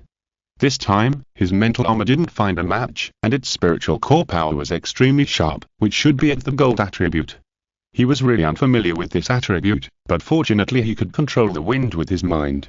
Not long after, he came to the place where the ruins gate was, and then watched what happened near the operating table. He didn't see the real person, but saw a lot of young figures gathered on the platform in front of the portal, and then as the portal opened, the sky-high light shone on the earth. These figures entered the portal one by one, and soon only the backs were left. During this process, Nanling was prevented from getting close by an inexplicable force, and could only watch this scene happen. And when he was able to get close, he could only look at the back in the door. Even when he tried to pass through the door, he was still blocked by a powerful force of time and space and couldn't get close. Nanling reacted immediately, and when the ground began to tremble, he rushed to the operating table. At this time, the operating table was not broken, and he felt that he could do something. Indeed, he connected to the operating table and tried his best to receive information. The operating table did not resist his access, and even stuffed a large amount of information into the brain of this mind-armed body the moment he connected. Very interesting, it seems that this is set up to allow the next Soul Core warrior who contacts this set of equipment to become a battlefield commander. It's just a pity that the equipment stopped working after a moment. Nanling was stunned and took several steps back. However, he was not disappointed, because the information was directly loaded into the head of the mind-armed body. What he had to do next was to absorb and digest the content as much as possible. As for the battle situation, that was something he needed to think about in the next round. He didn't even get to the bubble in this round, and his luck was not very good now. The fourth round ended, and this time it only lasted for 20 hours, which can be said to be very bad. But Nanling felt that he had gained a lot, and many things could be operated from the next round. From this information, he not only got the specific working method and maintenance drawings of the operating table, but also thought of a way to break the deadlock. What should I do? I'm so unlucky. Fana started to complain again. She said, if I can get a fire-type mind weapon randomly, I will definitely be able to kill everyone. This time she almost reached the ruins gate in the center, but it was a pity that she was still a little short. She can still use her divine thoughts to exert her ability to control fire, but the problem is that this ability is not as convenient as Nanling's wind control. Mo looked at Nanling and said, how about this time? Did you see the secret of the door? Nanling nodded, and then said, you can see it for yourself. As he said that, he projected the scenes he saw of the young individuals entering the portal and disappearing. This is a picture of consciousness transformation, which can be said to be an immersive reproduction of everything Nanling witnessed. Did the Linghe civilization send all the children away? Fanny asked in surprise. Mo said, this portal is actually a portal with space travel function. Then where did they go? Nanling pondered and said, this picture is very valuable. Wait a moment, I will go to the Seeker to ask. Nanling immediately used the consciousness transmission technology to find the Seeker, and then the Seeker called the Book Collector, the Caster and the Observer. A group of big men studied the illusion obtained by Nanling together. The Seeker was amazed and said, "I didn't expect there would be such a picture here. I only got the casting method of the mind weapon when the Spirit Core Warrior controlled the main console before. I didn't expect this portal to hide such a secret. No, I should say that I should have known it long ago. This portal must have a secret." The Book Collector said thoughtfully, "They transferred their young people in times of crisis to preserve the vitality of civilization. I can understand this, but given the situation back then, where could the young generation of these Spirit Core civilizations be sent?" Indeed, according to estimates, the Spirit Core civilization had perished tens of millions of years ago, and at that point in time, it seemed that the Hades locust had already rampaged across the entire galaxy. Could it be? Nanling has already said. This portal is called a Stargate. I have accepted all the knowledge of the console and know that this is a Stargate to another star system. The eyes of the big guy shone like a beacon. This is exactly what they need. The way out for the human beings in the galaxy is here. The seekers of knowledge can't help but say excitedly, "To get it, we must get this technology. The hope of leaving the galaxy lies here." Nanling nodded seriously and said, "This is exactly my purpose." The Book Collector suddenly pondered for a moment and said, "In this case, I feel that the problem of the Milky Way may be the scene that the Sky Jumper showed us at this time." Everyone else calmed down, and then the Forger said, "If it were me, in order to ensure that my descendants can escape, I must avoid the enemy's pursuit. And this way to stop the pursuit." The words are not finished, but the meaning is clear. As a star pioneer, Nanling suddenly understood the context of this matter clearly after talking with them. But before that, we still have to find a way to break this cycle. The Book Collector concluded. Nanling nodded, and then he went back to discuss with his two old men. The fifth attempt began soon. This time, Nanling was lucky enough to get the fire attribute of the mind weapon. He laughed and thought it was good. Then he was too lazy to adapt to his body and improve the synchronization rate, and he left directly to the center of the Stargate. But he knew that it would be useless if he went there earlier, so he simply slowed down a little in the second half and started fighting to kill and rescue other Spirit Core warriors. When he finally arrived, the space-time power shrouded in the Stargate just dissipated. He immediately brought a group of little brothers he had gathered to the control panel. Ignore the Stargate for the time being, he will operate the control panel first. With the authority fully opened, storage facilities appeared around the control panel quickly, and various weapons and equipment and even flying devices popped out from them. Mo also arrived quickly, otherwise how can we say that husband and wife are of one mind? She also did something similar to Nanlin, bringing some Soul Core warriors. And Mo's soul weapon is very interesting, it happens to be of wind attribute. Nanling smiled and said, "Sister Mo, we can switch bodies." Mo was stunned at first, then realized, "You mean, we can use this console to switch soul weapons at will?" Nanling nodded and said, "It's a good thing that the Soul Core warriors I brought have electromagnetic attributes, and my current body can be exchanged with Fanny, if she can make it in time." Chapter 478. About to break free from the shackles. Why can't Fanny get to the Stargate in time every time? It's one thing that she didn't get the right mental weapon every time, but the real key is that she's not very good at close combat. She's actually more like a turret mage. Without the matching fire attribute power, she can't move at all. Fortunately, she finally got there in time this time. When she rushed to the Stargate, she didn't have time to observe the surrounding situation. She felt dizzy and she had already switched bodies. She had a lot of questions in her mind, but she didn't have time to say them out loud, but she had to face the impending collapse of the sky and the earth. She could only look at Nanlin, who had also changed her body, and didn't say anything. Then the collapse of the sky and the earth began. Nanling suddenly said, "Sister Mo, can you use the electromagnetic field to hold up this console?" Mo heard it and said, "It's a small matter." As soon as the voice fell, she covered the console with a magnetic field, and then pulled it up directly from the ground below. Therefore, no matter how violent the vibration was, it could not destroy the console. It was just because of the forceful pulling that the energy pipeline of the control console was torn. When the sky collapsed and the earth cracked, Nanling immediately said, "The next step is to restore this control console. This time is a rare opportunity for us. Maybe we can succeed." Mo laughed when she heard this. She knew that they would be busy again. She said, "Okay, leave the repairs to me." Fanna said, "Aye." I will take people to save more people. Nanling said. No, Boss Fanny, you should make more 3-element series weapons. You can do these things by yourself. Fanny nodded. She could do these things. Then Nanling said. I will go and save more people. My ability is more convenient to save people. The three of them completed the division of labor and went their own way. Nanling jumped up and grabbed the surviving Spirit Core warriors along the way with wind magic, and then threw them behind him. These Spirit Core warriors naturally fell near the Stargate and were temporarily saved. Nanling kept walking among the chaotic floating stones until he pulled back 500 people, and then he went back to rest. It had been 10 hours since he pulled back the 500 people. In another 8 hours, the Hell Locust would appear again. What's the situation? He asked when he returned to the Stargate. Fanny said, I'm fine here, do you want your gun too? Nanling saw that she had already thrown a 3-element cannon to the Spirit Core warriors, and they were all of corresponding attributes.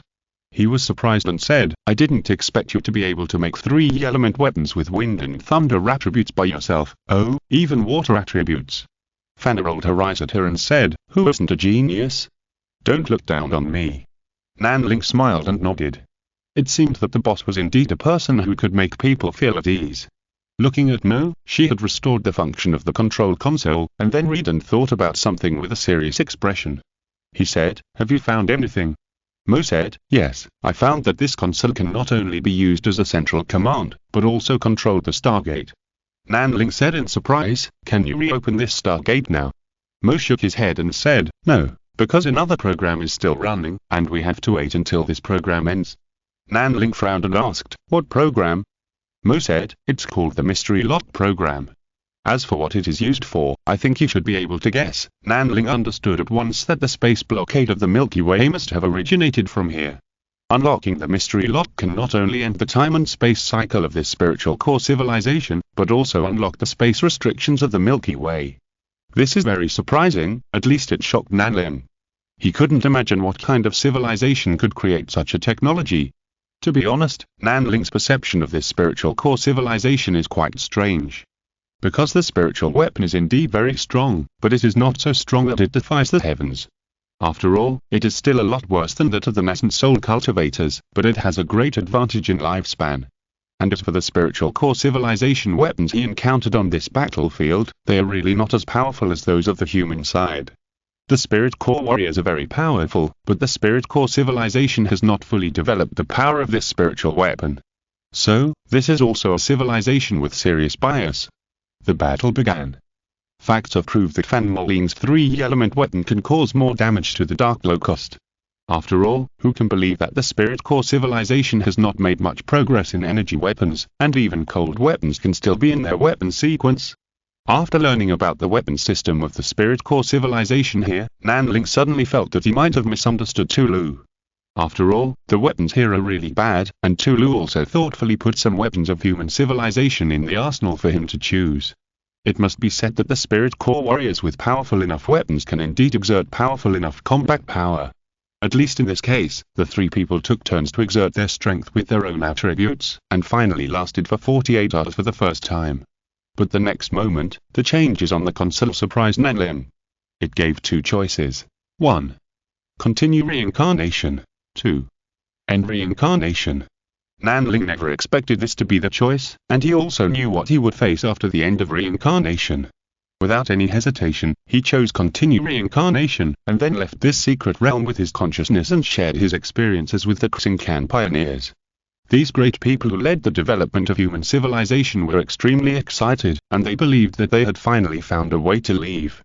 The Spirit Core civilization blocked space and created a time loop to protect their space blocking mechanism. And now we are sure that the king of the Nether Locusts is also here. It can be said that the Spirit Core civilization is the key to the rise of human civilization. Of course, it has now become a force that restricts the continued progress of human civilization. It doesn't matter. Now we have found a way. We just need to unlock this maze. But we still have to guard against the Nether Locusts. There are king of the Nether Locusts here. Once the maze is unlocked, it means that the king of the Nether Locusts will also be free. We still have to prepare the fleet. Nether Locusts, we have figured out so many ways to deal with the Nether Locusts over the years, just for this moment. The fleet has been ready for a long time, and it will only take 3 months to enter the battlefield. Very good. During this time, let the Sky Voyagers continue to familiarize themselves with the secret realm, and we will strive to achieve our goal in one battle. The Star Pioneers discussed excitedly. For humans, that means they are about to break free from the shackles of tens of thousands of years. Chapter 479 Stargate opens, New Era. There was one thing that Nanling had never expected. When he had found out all the tricks of the secret realm, he was ready to do something big. As a result, during this last waiting period, he couldn't help himself. At the key in the dam's thong, cracks appeared on the golden elixir. The baby inside had grown up completely, and couldn't wait to come out. The pressure of the 13-layer spirit formation was huge. Maybe, but this well-developed union didn't seem to feel any pressure, but continued to expand from the inside, about to break out of the shell. Well, he really couldn't help it. So the golden elixir broke, and a little man jumped out of it. Nanling felt that the moment this little man appeared, all the spirit and energy in his body were pulled and moved, and merged into the purple mansion between his eyebrows. The next moment, the purple mansion was bright, and a godlike figure sat in it. The god seemed to be extremely majestic and huge, but this purple mansion also seemed to be boundless, and the god seemed a little small in this purple mansion. Nanling didn't know how to judge whether the nascent soul in his purple palace was huge or tiny. With the appearance of this nascent soul, Nanling found that his understanding of the universe had undergone earth-shaking changes. Nascent soul is another form of existence for the body, and it is the essence that has broken through certain limitations. After the nascent soul entered the purple palace, Nanling felt a unique power begin to spread in the purple palace. This power initially only spread in the purple palace, and then spread to the body, allowing the body that had already reached its limit to begin to exceed its limit. The whole body began to leap to another level. Nanling realized that this power is actually true energy, that is, the concept of one's own existence. It is not a strange power, but because of the achievements of the nascent soul, it can draw power from the outside world to continuously enhance this concept of existence.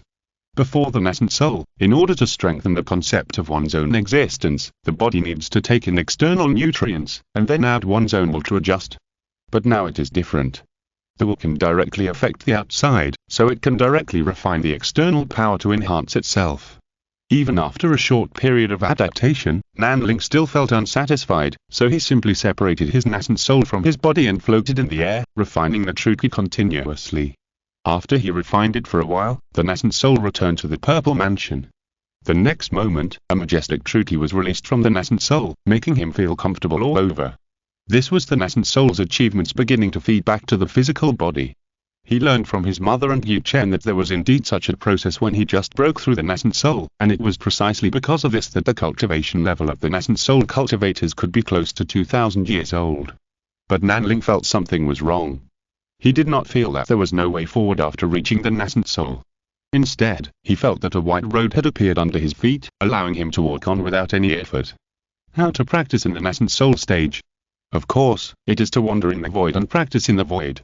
As soon as his mind moved, the nascent soul had already left the physical body and came outside.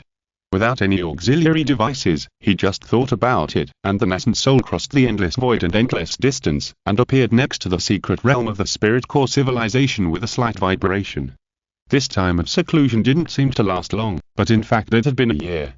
At this time, the place was surrounded by a huge fleet, and the work of breaking through the secret realm was entirely the responsibility of Fanny and Mo. Nanling was not worried that the two of them would not be able to do it, but was worried about what kind of scene they would face after the secret realm was broken. Suddenly, there was a shock in the secret realm. Nanling only felt that the power that enveloped the entire secret realm suddenly disappeared. Then a terrible thing happened, that is, the floating stone that was originally confined in a small space suddenly shot out in all directions. The mother planet of the spiritual core civilization should have exploded, but the process of this explosion was constrained by the strange power of time and space in a small range. It was not until this time that the restraining force disappeared that the explosion occurred completely. Fortunately, the surrounding fleets had already had a plan for this situation, and the shield ship in front resisted the impact of this round of explosion. Even immediately afterwards, the Forger activated the innate gravity technology and controlled the power of the explosion again. The 100 Eyes system also played a role in the fleet. It captured all the individual nether locusts in an instant, and found a strange and huge individual, the Emperor Worm. Then, a saturation attack was launched. It seems that the Xincan pioneers have never thought about capturing this rare emperor worm. After all, they are now thinking about how to open the lid of the Milky Way so that humans, and them, can go out. It was in a grand fireworks display that the once rampant nether locusts were beaten into cosmic dust. The nether locust emperor worm, which once roamed the Milky Way, had no resistance at all and was beaten into slag. But no one cares what this former overlord has become now. Everyone is looking for the whereabouts of the Stargate in this screen full of debris. Fanny and Mo have no way to help. After all, after the secret realm was cracked, their consciousness has returned to their original bodies. In the end, it was Nanling who found the Stargate flying in the void first. His divine consciousness is very strong, and the coverage range is extremely wide, almost redefining what the realm of Yuning should look like. After all, who among the normal Yuning can travel freely and cross the vast space at all like them? It's a pity that although the Stargate has been found, it cannot be opened for the time being. Because although the maze of space has been unlocked, it will take some time for the void of the entire galaxy to recover. The originally narrowed and closed space channel also needs time to expand again. Of course, this does not affect some powerful cultivators who use escape techniques and special equipment to travel through space. For humans, the limitation of space has opened a gap after all, and as they continue to develop, this gap will become larger and larger. Just when all the top bosses of humans were patiently waiting for the space to expand back, another force in the Milky Way suddenly rose. The nether locusts are back. This is an unexpected phenomenon. Countless nether locusts swept across the starry sky again, and they attacked both the intelligent machines and the human fleet indiscriminately. Faced with this situation, the intelligent machines were caught off guard because they had no plan to deal with such an enemy. On the contrary, humans quickly stabilized after the initial panic, and found that Fan Olin's 3-element weapon could actually form special attack kills against these locusts. It's just that the number of locusts is too large and the reproduction ability is too fast, so they can stalemate with both sides. The Galactic Three Kingdoms era is completely formed. The human activity area has shrunk by 2/3, but the strength and potential of the entire civilization have increased exponentially. Because from this moment on, humans have a new technology, space technology. 100 years later, Nanling can divide his thoughts at will and descend to various parts of the universe. He is now like a digital god who does not need to rely on technological equipment to exist, or an enhanced version of a digital god. You are here. Mo, dressed in a mature professional outfit, just asked politely, because what appeared in front of her at this time was just one of Nanling's many thoughts. Nanling said, "Yes, how is the situation here?" Mo said, "The Stargate is about to open, but compared to those, you can rest assured to leave your son to Fanny." Nanling said, "Don't worry, I have another idea to follow them." "Really? How many times has Fanny run away from home?" Mo said helplessly, "This is the 14th time in the past 50 years. I just don't understand. The child only inherited 1/3 of Fanny's bloodline. Why does he have the same temper as his mother Fanny?" She was a little jealous. Nanling hesitated for a moment. He felt that the problem might be with him. After all, his mother was not a quiet person. After discovering that Gijianjun had reincarnated into Gichen's youngest son, she also reincarnated. As a result, 100 years have passed and no one knows where in the galaxy she is wandering. As they were chatting, they saw the Stargate suddenly flash a silver light full of mysterious atmosphere. Then the silver light quickly spread around the door frame, space fluctuations appear, charge and connect immediately. Warfare department, prepared for battle. A group of mental armed forces gathered around with terrible weapons, waiting for the Stargate to open. The next moment, the Stargate opened, and in the bright silver light, a green-skinned dwarf walked over cautiously. The detection devices of the entire experimental base were all turned on, and the appearance, physical parameters and equipment information of the green dwarf were immediately analyzed. Only the voice of Jib came from the ear. A humanoid species was found, the physical values are barely close to ordinary people, carrying low-level energy weapons, and it is judged to be a low-threat target. Nanling nodded and said, "Very good, that means we can communicate." He directly connected with this green-skinned dwarf with his mind, and then he knew the vastness of the outside world. Direct mind communication, omitting all the inquiry process and directly obtaining information, is similar to searching the soul and seizing the spirit. It came from the Andromeda galaxy adjacent to the Milky Way, and it also discovered this Stargate to the Milky Way from an ancient relic. It and its team thought they had discovered the treasure of the ancient spiritual core civilization, but they didn't expect that when they tried their best to open this stargate, they encountered a civilization so powerful that they were afraid. Yes, human civilization is too powerful and terrifying in the eyes of these little green skins. Because space technology is not actually a high-level technology outside, any civilization only needs to find a place like a wormhole to quickly master space technology and realize space travel in the universe. In the outside world, everyone started communicating early, and countless civilizations and races have been different since then. But humans are locked in the Milky Way, and because of the limitation of space, they can only roll inward crazily. Later, two great enemies, the intelligent machines and the dark locusts, appeared, which pushed the war technology to an unimaginable level. In contrast, the enemies of mankind, the intelligent machines and the dark locusts, have become more terrifying than before. The entire Milky Way is simply a monster room in the starry sky of the universe. No one knows what kind of impact will be brought to those civilizations outside when the space channel is completely opened and these three monsters can come to the outside world, but no matter what, it is the beginning of a new era for humans. End of this chapter. Thank you very much for reaching the end. Don't forget to like. Looking for more exclusive content and immediate access? Subscribe to our Patreon. Remember, every like, subscription, or donation encourages us to continue. Thanks to everyone, see you in the next video.